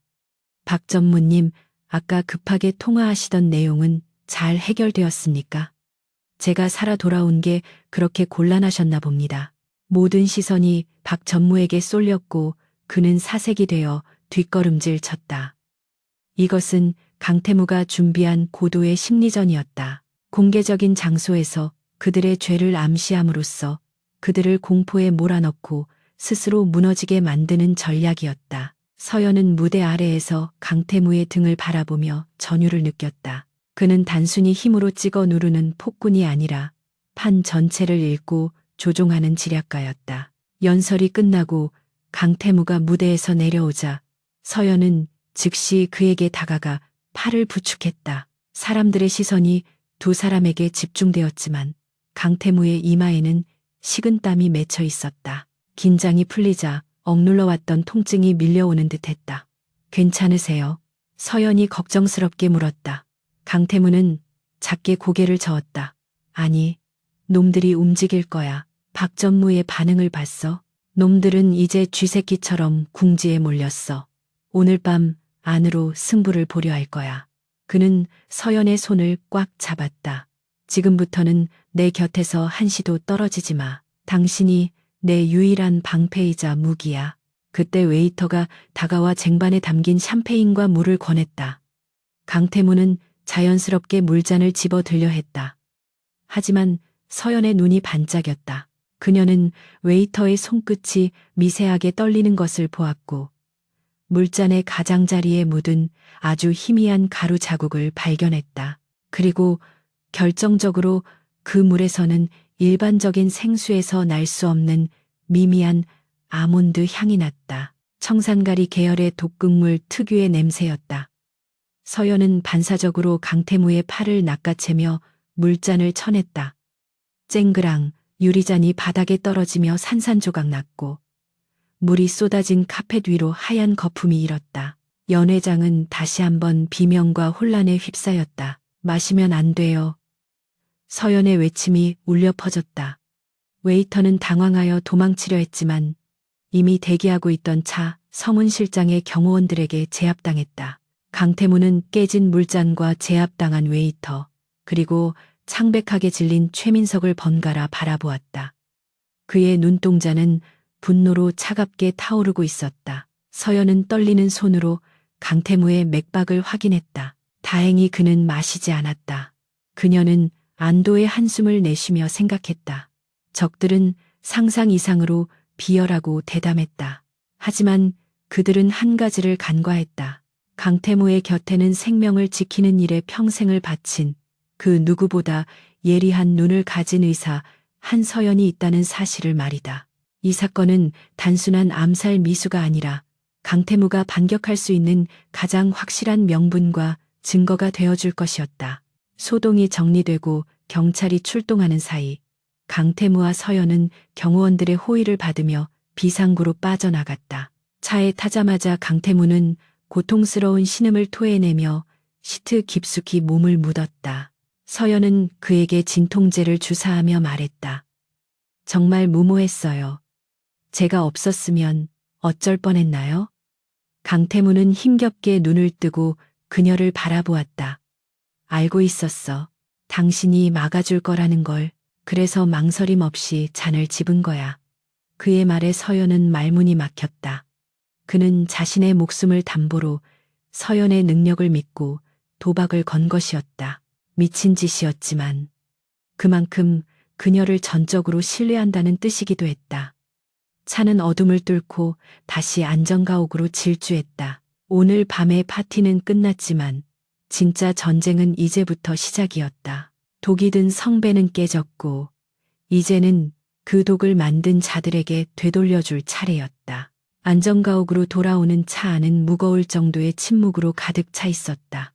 화려했던 파티장의 조명과 소음은 사라졌지만 그 잔상은 두 사람의 뇌리에 깊게 박혀 있었다. 강태무는 시트 깊숙이 몸을 파묻은 채 눈을 감고 있었고 그의 이마에는 식은 땀이 송골송골 맺혀 있었다. 극한의 긴장 상태에서 억지로 버텨온 탓에 진통제의 약효가 떨어지자 상처 부위의 통증이 본물 터지듯 밀려오는 것이었다. 한서연은 운전석에 앉은 차 실장에게 최대한 부드럽게 운전해 줄 것을 부탁하고 뒷좌석에서 태무의 상태를 지속적으로 살폈다. 그녀의 손은 그의 손목 맥박을 체크하고 있었지만 머릿속은 아까 연회장에서 있었던 독살 시도에 대한 생각으로 복잡했다. 그들은 단순히 위협을 가하는 수준을 넘어 수단과 방법을 가리지 않고 강태무를 죽이려 하고 있었다. 그것은 곧 놈들이 더 이상 물러설 곳이 없다는 방증이기도 했다. 저택에 도착하자마자 서연은 즉시 강태무를 지하 벙커의 의료실로 옮겼다. 차 실장과 경호원들이 주변을 삼엄하게 경계하는 가운데 그녀는 신속하게 수술복으로 갈아입고 치료 준비를 서둘러야 했다. 강태무의 체온은 약간 상승해 있었고 호흡은 거칠었다. 서연은 그를 안심시키기 위해 부드러운 목소리로 말했다. 무리하셨어요. 염증 수치가 다시 오를 수 있으니 오늘은 강력한 항생제와 진통제를 투여하고 푹 주무셔야 해요.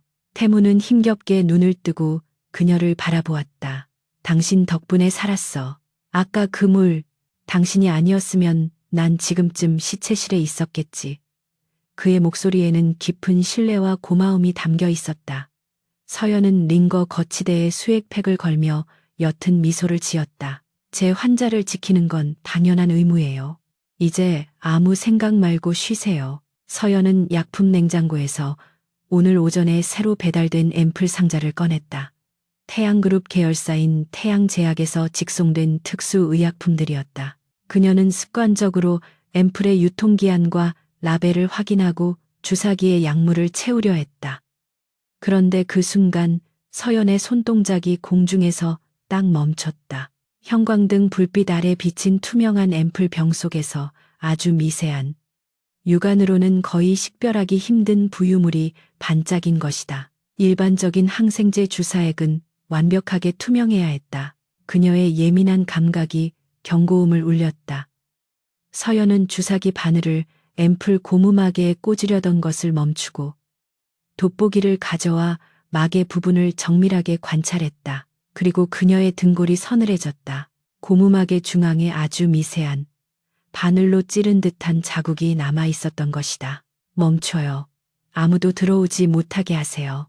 서연의 날카로운 목소리에 침대에 누워있던 강태무가 눈을 번쩍 떴다. 무슨 일이지? 서연은 떨리는 손을 진정시키며 문제의 앰플을 그에게 보여주었다. 이 약, 누군가 손을 댔어요. 밀봉된 상태처럼 보이지만 미세하게 구멍을 뚫어 이물질을 주입한 흔적이 있어요. 강태무의 표정이 순식간에 굳어졌다. 이곳은 그가 세상에서 가장 안전하다고 믿었던 요새였다. 그리고 이 약품들은 철저한 보안 검사를 거쳐 들어오는 물품들이었다. 내부 조력자가 없다면 불가능한 일이었다. 서연은 즉시 의료실 한쪽에 마련된 간이 분석 장비를 가동했다. 현미경으로 부유물을 확대하고 시약 테스트를 진행하는 그녀의 눈빛은 법의학자처럼 매섭게 빛났다. 10분 후 분석 결과가 나왔다. 서연은 믿을 수 없다는 표정으로 모니터를 응시했다. 디곡신이에요. 심부전 치료제지만 과다 투여하면 심장 마비를 일으키는 약물이죠. 당신은 지금 심장이 약해진 상태라 이 정도 약만 들어가도 치명적이에요. 게다가 부검을 해도 자연스러운 심장 마비로 위장하기 딱 좋은 약물이고요. 그녀의 설명에 방 안의 공기는 얼어붙은 듯 차가워졌다. 파티장에서의 청산가리가 공개적인 처형을 노린 것이었다면 이것은 아무도 모르게 숨통을 끊어놓으려는 음흉하고 치밀한 암살 계획이었다. 강태무는 주먹을 꽉 쥐어 손등에 핏줄이 터질 듯 솟아올랐다. 내 집안에 쥐새끼가 있었군. 차 실장을 불러. 하지만 서연이 그를 제지했다. 안 돼요. 지금 차 실장님을 불러서 소란을 피우면 진짜 범인은 숨어버릴 거예요. 오히려 이걸 역이용해야 해요. 강태무는 의아한 눈빛으로 그녀를 쳐다보았다. 역이용? 서연은 결연한 표정으로 고개를 끄덕였다. 놈들은 당신이 이 주사를 맞고 오늘 밤 심장마비로 죽기를 기다리고 있을 거예요. 그렇다면 그들이 원하는 대로 해주죠. 당신이 위독하다는 소식을 흘려서 놈들이 방심하게 만들고 숨어있는 쥐새끼가 꼬리를 드러내게 만드는 거예요. 그것은 위험하지만 동시에 판을 완전히 뒤집을 수 있는 대담한 제안이었다. 강태무는 잠시 생각에 잠겼다가 이내 서연의 뜻을 이해하고 입가에 비릿한 미소를 띄었다. 좋아. 한서연, 당신은 의사가 아니라 전략가가 되었어야 했어. 작전은 신속하고 은밀하게 진행되었다. 서연은 벙커의 인터폰을 통해 다급한 목소리로 차 실장만을 호출했다. 실장님, 회장님 상태가 이상해요. 빨리 와주세요. 잠시 후 차 실장이 사색이 되어 뛰어들어왔고 그 뒤를 따라 저택의 관리, 책임자와 몇몇 경호원들이 의료실 밖 복도로 모여들었다. 서연은 미리 준비해둔 시나리오대로 연기했다. 그녀는 심폐소생술을 하는 척하며 의료기기들의 경고음을 일부러 작동시켰다. 삐삐삐. 불규칙한 심박동 소리가 스피커를 통해 벙커 밖으로 흘러나갔다. 심정지가 올 것 같아요. 에피네프린 준비해. 서연의 외침은 밖에서 듣고 있는 사람들에게 공포심을 심어주기에 충분했다. 강태무는 침대에 누워 산소 마스크를 쓴 채 죽은 듯이 미동도 하지 않았다. 약 30분간의 긴박한 가짜 응급 상황이 끝난 후 서연은 땀에 젖은 채 의료실 문을 열고 나왔다. 복도에서 초조하게 기다리던 차 실장과 직원들이 그녀에게 시선을 집중했다. 서연은 고개를 떨구며 침통한 목소리로 말했다. 고비는 넘겼지만 의식 불명 상태입니다. 오늘 밤을 넘기기 힘들 수도 있어요. 마음의 준비를 하셔야 할 것 같습니다. 차 실장은 절망적인 표정으로 벽을 쳤고 주변의 직원들도 웅성거리기 시작했다. 서연은 그 혼란스러운 틈을 타서 사람들의 반응을 예리하게 관찰했다. 대부분은 진심으로 걱정하고 있었지만 단 한 사람, 약품 관리를 담당하는 물류 팀장만이 안도하는 듯한 묘한 눈빛을 하며 슬그머니 주머니 속에 휴대폰을 만지작거리고 있었다. 서연은 그를 놓치지 않았다. 그녀는 차 실장에게 눈짓으로 신호를 보냈다. 태무와 사전에 맞춘 신호였다. 차 실장은 즉시 상황을 파악하고 경호원들에게 눈짓했다. 물류팀장이 화장실을 핑계로 구석진 곳으로 이동하여 전화를 걸려는 순간 차 실장의 거구의 부하들이 그를 덮쳤다. 아니, 이게 무슨 짓입니까? 팀장이 발버둥 쳤지만 이미 그의 휴대폰은 차 실장의 손에 들려 있었다. 휴대폰 화면에는 작업 완료, 타겟 의식 불명. 이라는 미발송 메시지가 찍혀 있었다. 결정적인 증거였다. 차 실장은 팀장의 멱살을 잡고 의료실 안으로 끌고 들어왔다. 내 놈이 감히 회장님께 약을 탔어? 누구의 사주냐? 의료실 안으로 끌려온 팀장은 바닥에 내동댕이 쳐졌다. 그는 공포에 질려 있었지만 회장이 의식불명 상태라고 믿고 있었기에 끝까지 발뺌하려 했다. 저는 모르는 일입니다. 오해입니다. 그때 뒤에서 서늘한 기계음과 함께 산소 마스크를 벗는 소리가 들렸다. 팀장이 고개를 들어 침대를 바라보았을 때 죽어가던 강태무가 천천히 상체를 일으키고 있었다. 그의 눈빛은 지옥에서 돌아온 악귀처럼 살벌했다. 오해? 내 심장을 멈추게 하려던 약이 오해라고? 강태무의 낮은 목소리가 의료실을 울렸다. 팀장은 귀신이라도 본 듯 비명을 지르며 뒷걸음질 쳤다. 회장님, 살아계셨. 네가 보낸 메시지 최민석에게 보내지 그랬나? 내가 죽었다고. 강태무가 차갑게 비웃었다. 서연은 옆에서 분석된 독극물 데이터와 증거가 담긴 앰플을 들어보였다. 이 앰플과 당신의 지문, 그리고 휴대폰 메시지면 살인 미수 혐의로 충분히 구속될 거예요. 하지만 회장님은 당신에게 한 번의 기회를 더 주실 수도 있어요. 선택하세요. 최민석의 모든 비리 장부와 계획을 풀고 증인이 될 건지, 아니면 이대로 감옥에서 썩을 건지. 서연의 회유와 강태무의 위압감 사이에서 팀장의 멘탈은 완전히 무너져 내렸다. 그는 바닥에 머리를 댔으며 울부짖었다. 잘못했습니다. 살려만 주십시오. 최 부회장이 시키는 대로 했을 뿐입니다. 내일 주주총회에서 회장님의 사망 진단서를 공개하고 경영권을 가져가려는 계획이었습니다. 팀장의 자백은 그야말로 핵폭탄급 정보였다. 최민석은 강태무가 죽거나 의식불명이 되면 위조된 유언장과 사망 진단서를 이용해 합법적으로 그룹을 삼키려 했던 것이다. 그리고 그 계획의 실행일은 바로 내일 오전 9시 긴급 주주총회였다. 강태무는 자백 내용을 모두 녹음하고 팀장을 지하 감옥에 가두도록 지시했다. 상황이 정리되자 강태무는 침대에서 내려오려 했다. 비틀거리는 그를 서연이 부축했다. 아직 몸이 온전치 않아요. 서연의 걱정에도 불구하고 강태무의 눈은 확신에 차 있었다. 내일 아침 우리는 주주총회장으로 간다. 내 장례식을 준비하고 있을 그들에게 내가 살아있는 지옥을 보여주겠어. 그날 밤 서연은 강태무의 곁을 지키며 그가 최상의 컨디션을 유지할 수 있도록 수액 조절과 영양 공급에 온 힘을 쏟았다. 그녀는 밤새도록 잠들지 않고 그의 곁에서 약물을 체크하고 긴장으로 굳은 그의 근육을 마사지해 주었다. 강태무는 그런 서연을 바라보며 깊은 생각에 잠겼다. 처음엔 그저 생명의 은인이었지만 이제 그녀는 그의 영혼을 지탱해주는 유일한 안식처가 되어 있었다. 새벽녘 강태무가 잠시 잠든 서연의 어깨에 담요를 덮어주며 속삭였다. 조금만 더 버텨줘. 내일 모든 것이 끝나면 당신에게 가장 어울리는 평화로운 세상을 선물할게. 동이 트기 시작했다. 결전의 날이었다. 서연은 미리 준비해둔 강태무의 짙은 네이비 슈트를 꺼냈다. 핏이 딱 떨어지는 슈트를 입고 넥타이를 매는 강태무의 모습에서는 더 이상 환자의 나약함이 느껴지지 않았다. 서연 역시 단정한 정장 차림으로 갈아입고 손에는 중요한 증거물들이 담긴 가방을 들었다. 두 사람은 거울 앞에 나란히 섰다.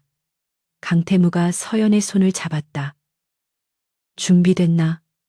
서연은 그의 손을 힘주어 마주 잡으며 고개를 끄덕였다. 가시죠.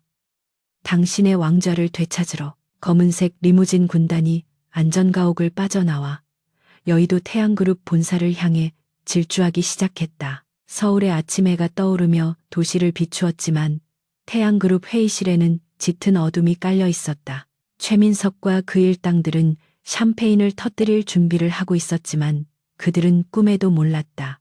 자신들이 팠던 무덤으로 스스로 걸어 들어가고 있다는 사실을. 그리고 그 무덤 입구에는 강태무라는 사신과 그를 살려낸 천재적인 의사 한서연이 서 있다는 것을 말이다. 여의도 증권가의 심장부에 우뚝 솟은 태양그룹 본사 빌딩은 아침부터 전운이 감돌고 있었다. 긴급 주주총회가 열리는 대회의실 앞은 수많은 취재진과 경호 인력 그리고 그룹의 운명을 지켜보기 위해 모여든 주주들로 북새통을 이루고 있었다. 하지만 회의실 내부는 무거운 침묵과 긴장감만이 흐르고 있었는데 상석에 앉은 최민석 부회장은 짐짓 비통한 표정을 지으며 손수건으로 눈가를 찍어내고 있었지만 그 눈빛 깊은 곳에서는 숨길 수 없는 탐욕과 승리감이 번들거리고 있었다. 그는 이미 주요 주주들을 매수했고 강태무가 의식불명 상태라는 가짜 진단서를 배포하여 여론을 자신 쪽으로 완벽하게 돌려놓았다고 확신하고 있었다. 단상 위에 놓인 의사봉은 이제 곧 강태무의 해임과 자신의 회장 취임을 선포할 권력의 지팡이와도 같았다. 존경하는 주주 여러분, 오늘 우리는 비통한 심정으로 이 자리에 모였습니다. 최민석이 마이크를 잡고 침울한 목소리로 연설을 시작했다. 우리 그룹을 이끌어오던 강태무 회장이 과도한 업무 스트레스와 지병 악화로 인해 심각한 뇌 손상을 입고 현재 의식불명 상태에 빠져 있습니다. 더 이상 그에게 경영을 맡길 수 없는 이 절체절명의 위기 상황에서 저는 피를 토하는 심정으로 비상경영 체제 전환을 선포하고자 합니다. 장내는 웅성거림으로 가득 찼고 몇몇 주주들은 탄식을 내뱉었다. 최민석은 분위기가 무르익었음을 감지하고 회심의 미소를 감추며 의사봉을 들어 올렸다. 이에 본 의장은 강태무 회장의 해임안을 상정하며 신임 회장 선출을 이해했습니다. 천둥 같은 고함이 회의실의 두꺼운 마호간이 문을 뚫고 울려 퍼졌다. 최민석의 손이 허공에서 멈췄고 좌중의 시선이 일제히 입구 쪽으로 쏠렸다. 쾅하는 소리와 함께 문이 활짝 열리며 수십 명의 경호원들을 대동한 강태무가 보란듯이 걸어 들어왔다.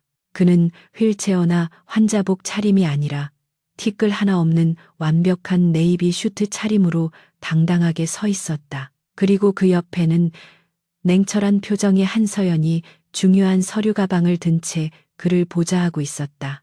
죽은 줄 알았던 혹은 식물인간이 되었다던 강태무의 등장은 장내에 핵폭탄급 충격을 안겨주었다. 카메라 플래시가 미친 듯이 터지며 회의실은 순식간에 아수라장으로 변했다. 강태무, 네가 어떻게? 최민석은 믿을 수 없다는 듯 자리에서 벌떡 일어났고 그의 얼굴은 사색이 되어 파들파들 떨렸다. 강태무는 여유로운 발걸음으로 단상 앞까지 걸어가 최민석을 싸늘하게 내려다보았다. 제 장례식을 치르기에는 아직 이른 것 같습니다. 숙부님. 아니, 최민석 씨. 강태무의 목소리는 마이크 없이도 회의실 전체를 울릴 만큼 힘이 있었다. 뇌 손상, 의식불명, 아주 소설을 쓰셨더군요. 제 건강 상태가 궁금하시다면 지금 당장 증명해드리죠. 강태무는 서연에게 눈짓을 보냈다. 서연은 침착하게 앞으로 나와 회의실의 대형 스크린에 빔 프로젝터를 연결했다. 그녀의 동작 하나하나에는 전문가로서의 확신과 기품이 서려 있었다. 안녕하십니까? 저는 강태무 회장님의 주치의이자 이번 사건의 유일한 목격자인 한서연입니다. 서연의 또렷한 목소리가 장내를 장악했다. 스크린에는 강태무의 최근 혈액검사 결과와 독극물 분석 보고서, 그리고 총상 사진들이 적나라하게 펼쳐졌다. 최민석 부회장은 회장님이 지병으로 쓰러졌다고 주장하지만 이것은 명백한 거짓입니다. 회장님은 며칠 전 총상을 입고 암살 위기를 겪으셨으며 바로 어젯밤에는 디곡신이라는 심장마비 유발 약물을 통해 독살당할 뻔했습니다. 서연은 증거물인 앰플과 주사기를 높이 들어 보였다. 주주들은 경악하며 비명을 질렀고 최민석을 지지하던 이사들의 얼굴은 하얗게 질려갔다. 이건 모함이야. 저 여자는 의사가 아니라 사기꾼이다. 어디서 가짜 증거를 들고 와서 신성한 주주총회를 망치는 거냐. 최민석이 악을 쓰며 단상을 내리쳤다. 그는 마지막 발악을 하듯 보안 요원들을 호출하려 했다. 저 미친 여자와 강태무를 당장 끌어내. 이건 쿠데타야. 하지만 보안 요원들은 꼼짝도 하지 않았다. 이미 차성훈 실장이 사내 보안 시스템을 장악하고 최민석의 사병들을 모두 제압해 놓은 상태였기 때문이다. 서연은 흔들리지 않고 냉소적인 표정으로 최민석을 바라보며 다음 증거를 제시했다. 사기꾼이라뇨. 여기 당신의 충실한 개였던 물류 팀장의 자백 영상이 있습니다. 그리고 그가 당신의 지시를 받고 약물을 조작했다는 통화 녹음 파일도요. 스크린에서 물류 팀장이 울며 불며 최민석의 범죄를 시인하는 영상이 재생되자 회의실은 찬물을 끼얹은 듯 조용해졌다. 영상 속에서 팀장은 최민석이 강태무를 제거하기 위해 고용한 킬러들의 자금 출처와 해외 페이퍼 컴퍼니를 통한 자금 세탁 내역까지 낱낱이 불고 있었다. 그것은 단순한 경영권 분쟁을 넘어선 살인교사와 횡령, 배임이 얽힌 거대 범죄의 증거였다. 주주들은 배신감에 치를 떨며 최민석을 향해 야유를 퍼붓기 시작했다. 살인자, 회사를 범죄 소굴로 만들 셈이냐. 당장 내려와. 성난 목소리들이 파도처럼 밀려들자 최민석은 다리에 힘이 풀려 의자에 주저앉고 말았다. 강태무는 마이크를 잡고 주주들을 향해 고개를 숙였다. 이 모든 불미스러운 사태에 대해 회장으로서 깊은 사죄의 말씀을 드립니다. 하지만 저는 결코 물러서지 않았습니다. 저와 이 회사를 지키기 위해 목숨을 걸고 싸워준 사람들이 있었기에 저는 오늘 이 자리에 다시 설 수 있었습니다. 그는 옆에 서 있는 서연을 바라보며 따뜻한 눈빛을 보냈다. 특히 위협 앞에서도 굴하지 않고 진실을 밝혀준 한서연 씨에게 이 자리를 빌려 진심으로 감사를 표합니다. 그녀가 없었다면 태양그룹의 정의는 오늘 죽었을 것입니다. 강태무의 진심 어린 고백의 장내에는 뜨거운 박수갈채가 쏟아져 나왔다. 서연은 붉어진 얼굴로 가볍게 목례를 했다. 그때 회의실 뒷문이 열리며 검찰 수사관들이 들이닥쳤다. 서울중앙지검입니다. 최민석 씨, 당신을 살인 미수 및 특정 경제범죄, 가중처벌 등에 관한 법률 위반 혐의로 긴급 체포합니다. 수사관들이 최민석에게 다가가 수갑을 채웠다. 최민석은 발버둥치며 고함을 질렀다. 이건 함정이야. 내가 누군지 알아? 나는 태양그룹의 주인이야. 강태무, 내 놈을 가만두지 않겠다. 그의 처절한 비명은 수사관들에게 끌려가며 점차 멀어져 갔다. 그를 따르던 이사들과 임원들도 줄줄이 연행되거나 고개를 숙인 채 도망치듯 회의실을 빠져나갔다. 악의 축이 무너지는 순간이었다. 소란이 정리된 후 임시의장이 단상에 올라 투표를 진행했다. 결과는 압도적이었다. 강태무 회장의 재신임안은 만장일치로 통과되었고 최민석 일가의 모든 직위는 박탈되었다. 강태무는 다시 회장석에 앉아 의사봉을 두드렸다. 탕탕탕. 그 맑고 경쾌한 소리는 태양그룹이 긴 어둠의 터널을 빠져나와 다시금 빛을 향해 나아간다는 신호탄과도 같았다. 회의가 끝나고 강태무는 주주들과 악수를 나누며 감사를 표했다. 그의 표정은 그 어느 때보다 밝고 자신감에 차 있었다. 그는 이제 더 이상 고립된 왕이 아니라 진정한 리더로서의 면모를 갖추게 된 것이다.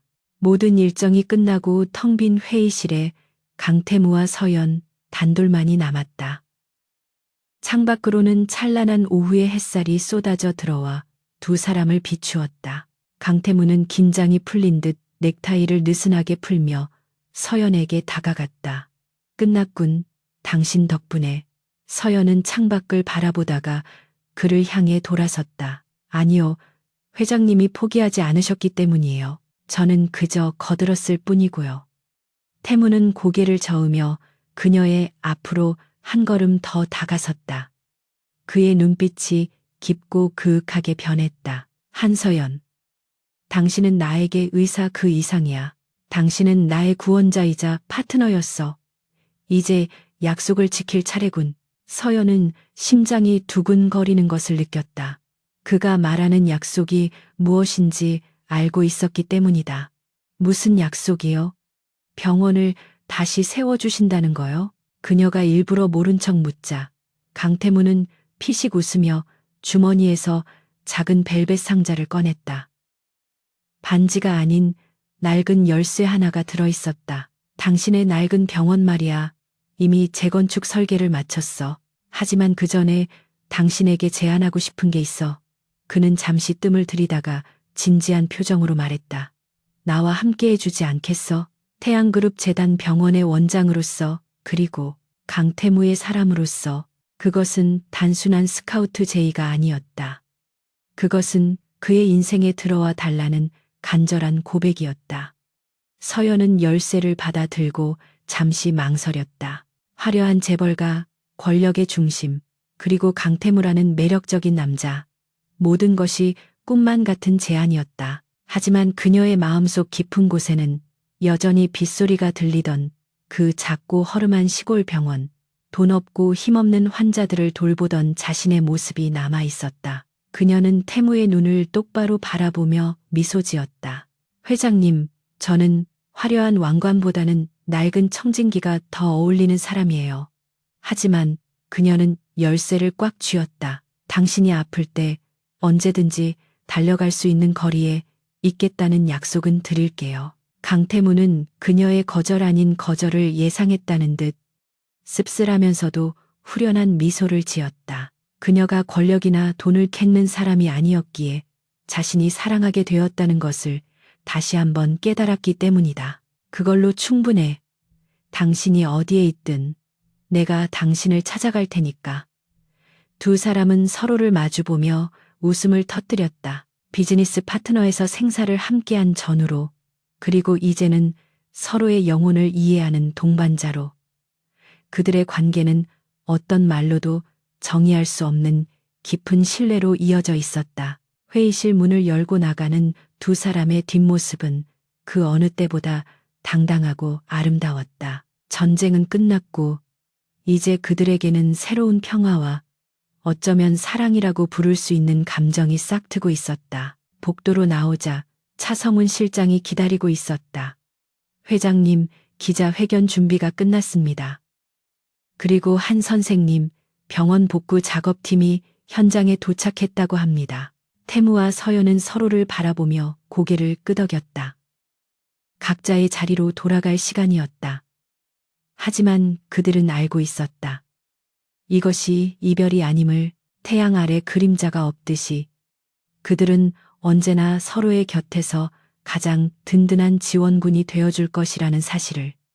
서연은 엘리베이터를 향해 걸어가며 생각했다. 폭풍우 치던 그날 밤 문을 열고 들어온 피투성이 남자가 자신의 인생을 이렇게 눈부시게 바꿔놓을 줄은 꿈에도 몰랐다고. 그리고 그녀의 입가에는 행복한 미소가 번졌다. 계절이 바뀌어 차가웠던 겨울바람이 물러가고 서울의 거리에 따스한 봄 기운이 완연하게 퍼지기 시작했다. 태양그룹 본사 최상층 회장실의 통유리창 너머로 내려다 보이는 도시는 활기로 가득 차 있었다. 지난 몇 달간 대한민국 재계를 뒤흔들었던 경영권 분쟁과 살인 미수 사건은 검찰의 철저한 수사와 언론의 대대적인 보도로 마무리가 되었고 최민석과 그 추종자들은 모두 법의 심판을 받게 되었다. 강태무는 다시금 제왕의 자리에 복귀하여 그룹을 더욱 단단한 반석 위에 올려놓았다. 그는 쉴 새 없이 쏟아지는 결제 서류와 미팅 일정 속에서도 창가에 놓인 작은 화분을 볼 때마다 한 사람을 떠올리곤 했다. 그것은 이름 모를 들꽃이었지만 그 어떤 온실 속의 화초보다 강인한 생명력을 품고 있었다. 마치 폭풍우 치던 밤 자신의 목숨을 구해주었던 한서연처럼 말이다. 강태무는 펜을 내려놓고 자리에서 일어나 재킷을 걸쳤다. 차성훈 실장이 문을 열고 들어오며 다음 일정을 보고하려 했지만 강태무는 손을 들어 그를 제지했다. 오후 일정은 모두 취소해. 중요한 약속이 있어. 차 실장은 회장님의 표정이 그 어느 때보다 부드럽고 설렘으로 가득 차 있다는 것을 눈치채고 미소 지으며 고개를 숙였다. 알겠습니다. 차량을 대기시켜 두었습니다. 한 선생님께서 기다리시겠습니다. 강태무는 고개를 끄덕이며 엘리베이터로 향했다. 오늘은 그가 오랫동안 준비해온 제안을 서연에게 건네는 날이었다. 그는 그녀에게 단순히 감사를 표하는 것을 넘어 자신의 인생을 함께 걸어가 달라고 부탁할 생각이었다. 그의 주머니 속에는 세계적인 건축가가 설계한 최첨단 병원의 조감도와 그녀를 위해 특별히 제작된 다이아몬드 목걸이가 들어있었다. 약속 장소는 한강이 한눈에 내려다 보이는 고급 레스토랑의 프라이빗 룸이었다. 서연은 창밖으로 흐르는 강물을 바라보며 생각에 잠겨 있었다. 그녀는 다시 예전의 수수한 옷차림으로 돌아와 있었지만 그 눈빛만은 여전히 깊고 맑았다. 강태무가 들어오자 그녀는 환하게 웃으며 그를 맞이했다. 회장님, 아니 태무 씨, 바쁘신데 이렇게 시간을 내주셔서 감사합니다. 두 사람은 이제 서로의 이름을 부를 만큼 가까워져 있었다. 강태무는 그녀의 맞은편에 앉아 와인을 따르며 말했다. 당신을 만나는 시간이 나에게는 유일한 휴식이야. 그리고 오늘은 보여줄 것이 있어. 그는 테이블 위에 태블릿 PC를 올려놓고 화면을 켰다. 그곳에는 태양 국제 메디컬 센터라는 이름의 웅장한 병원 건물이 그려져 있었다. 이곳은 아시아 최고의 시설을 갖춘 병원이 될 거야. 최신형 의료 장비는 물론이고 세계적인 의료진을 영입해서 난치병 연구와 VIP 치료를 전담하게 될 거지. 강태무의 눈이 자부심으로 빛났다. 그는 서연의 눈을 바라보며 진지하게 말을 이었다. 그리고 나는 이 병원의 초대 병원장으로 당신을 임명하고 싶어. 당신의 실력과 리더십이라면 충분히 감당할 수 있어. 더 이상 열악한 시골 병원에서 고생하지 말고 이곳에서 당신의 꿈을 마음껏 펼쳐봐. 내가 당신의 든든한 배경이 되어줄게.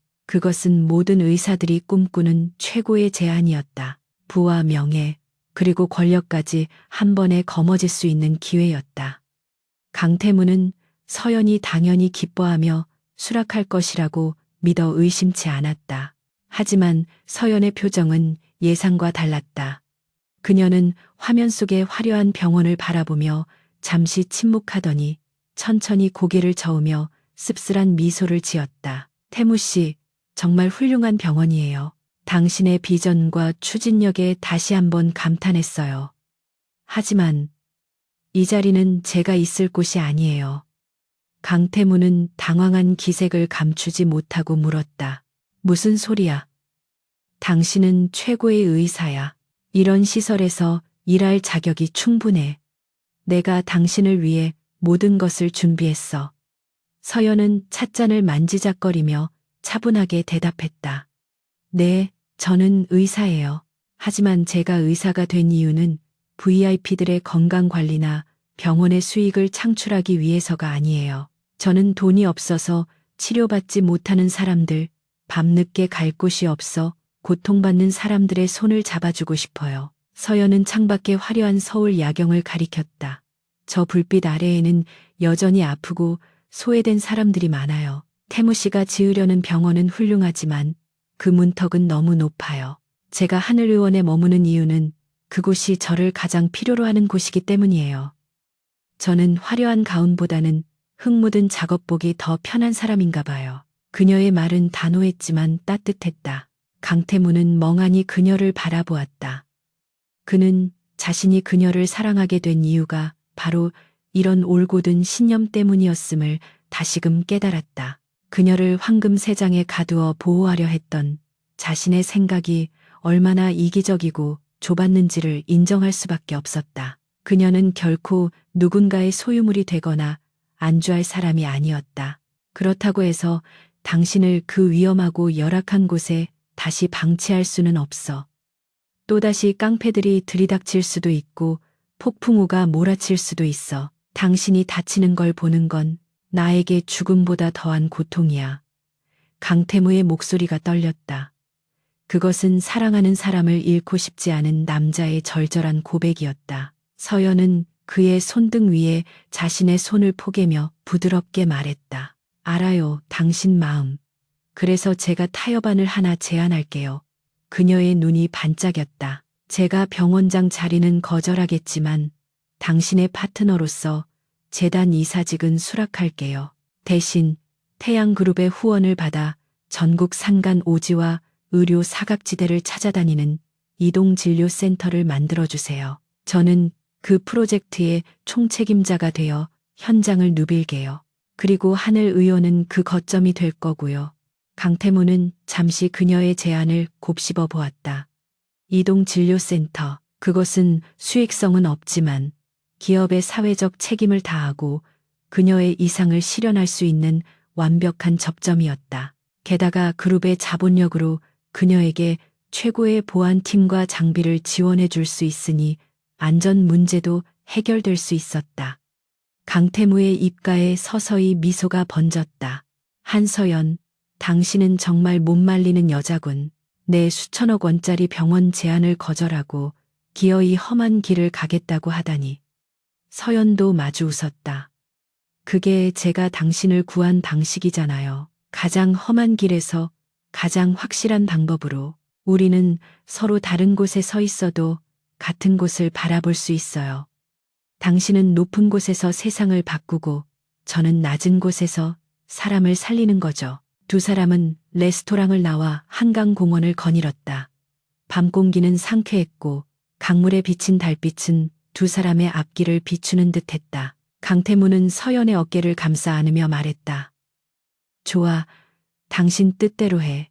태양의료재단을 설립하고 전폭적인 지원을 아끼지 않겠어. 대신 조건이 하나 있어. 서연이 궁금한 표정으로 그를 올려다 보았다. 뭔데요? 강태무는 걸음을 멈추고 그녀를 깊은 눈으로 응시했다. 일주일에 한 번은 반드시 나와 저녁을 먹을 것.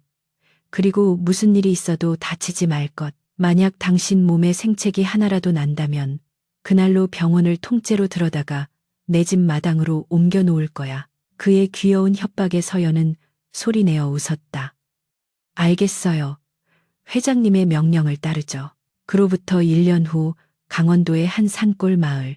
태양그룹의 로고가 선명하게 찍힌 최신형 대형 의료버스 세대가 마을 회관 앞마당에 주차되어 있었다. 마을은 아침부터 진료를 받으러 온 노인들과 아이들로 북적였다. 한서연은 편안한 진료복 차림에 머리를 질끈 묶고 할머니의 혈압을 재며 다정하게 이야기를 나누고 있었다. 할머니, 혈압이 많이 좋아지셨네요.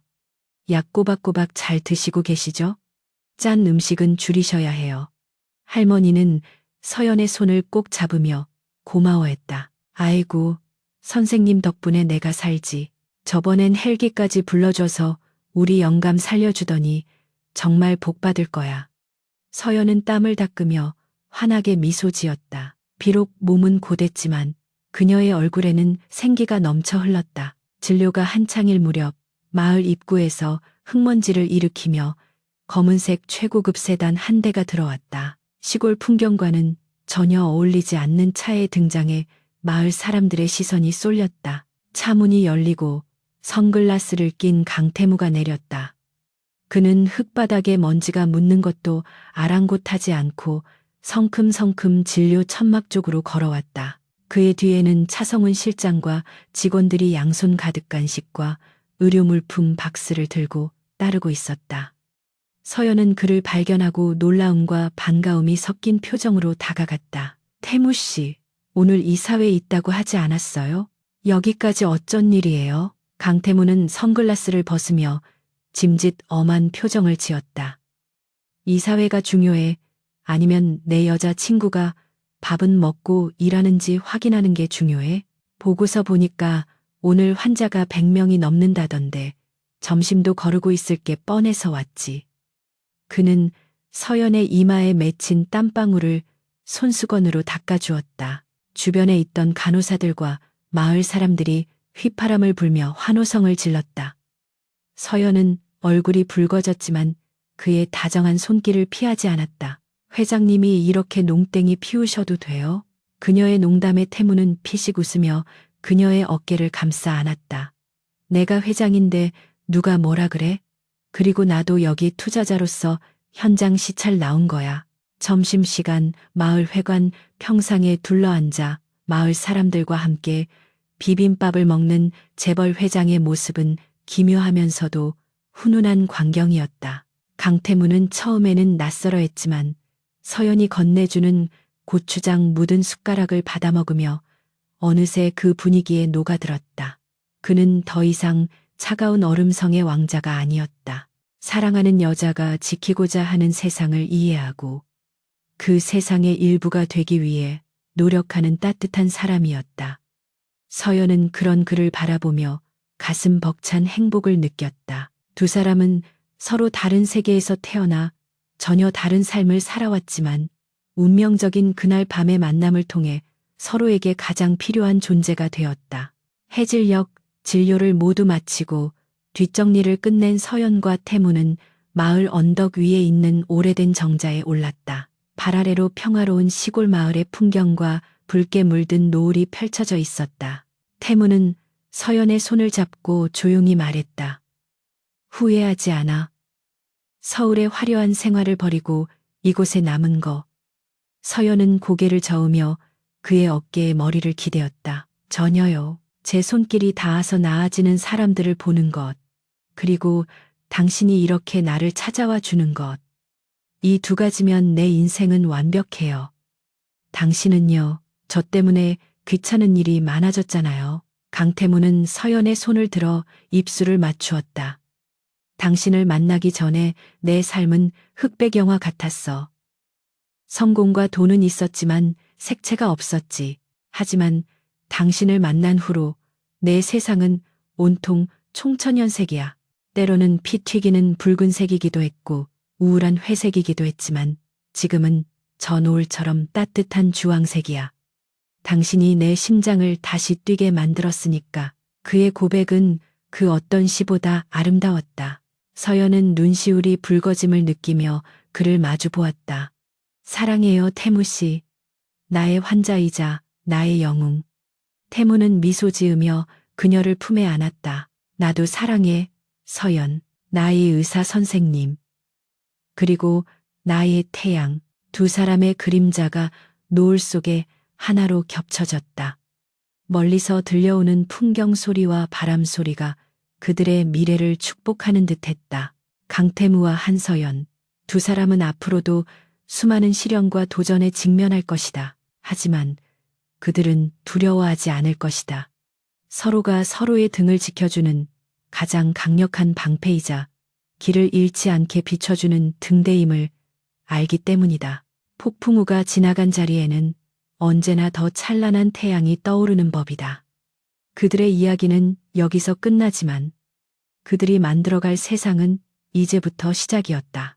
몇 년 후 세계적인 의학저널 타임지 표지에 한 장의 사진이 실렸다. 최첨단 수술복을 입은 한서연과 깔끔한 정장 차림의 강태무가 아프리카의 오지에서 아이들을 안고 환하게 웃고 있는 사진이었다. 기사 제목은 이렇게 적혀 있었다.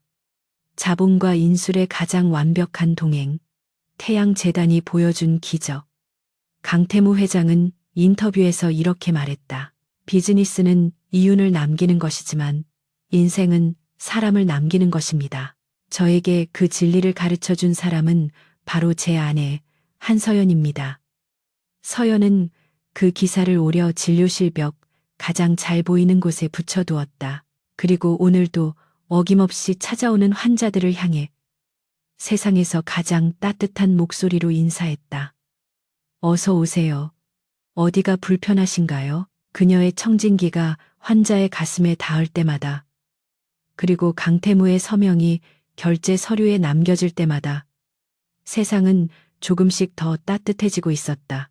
그것이 바로 두 사람이 함께 써 내려가는 끝나지 않을 사랑과 구원의 서사시였다.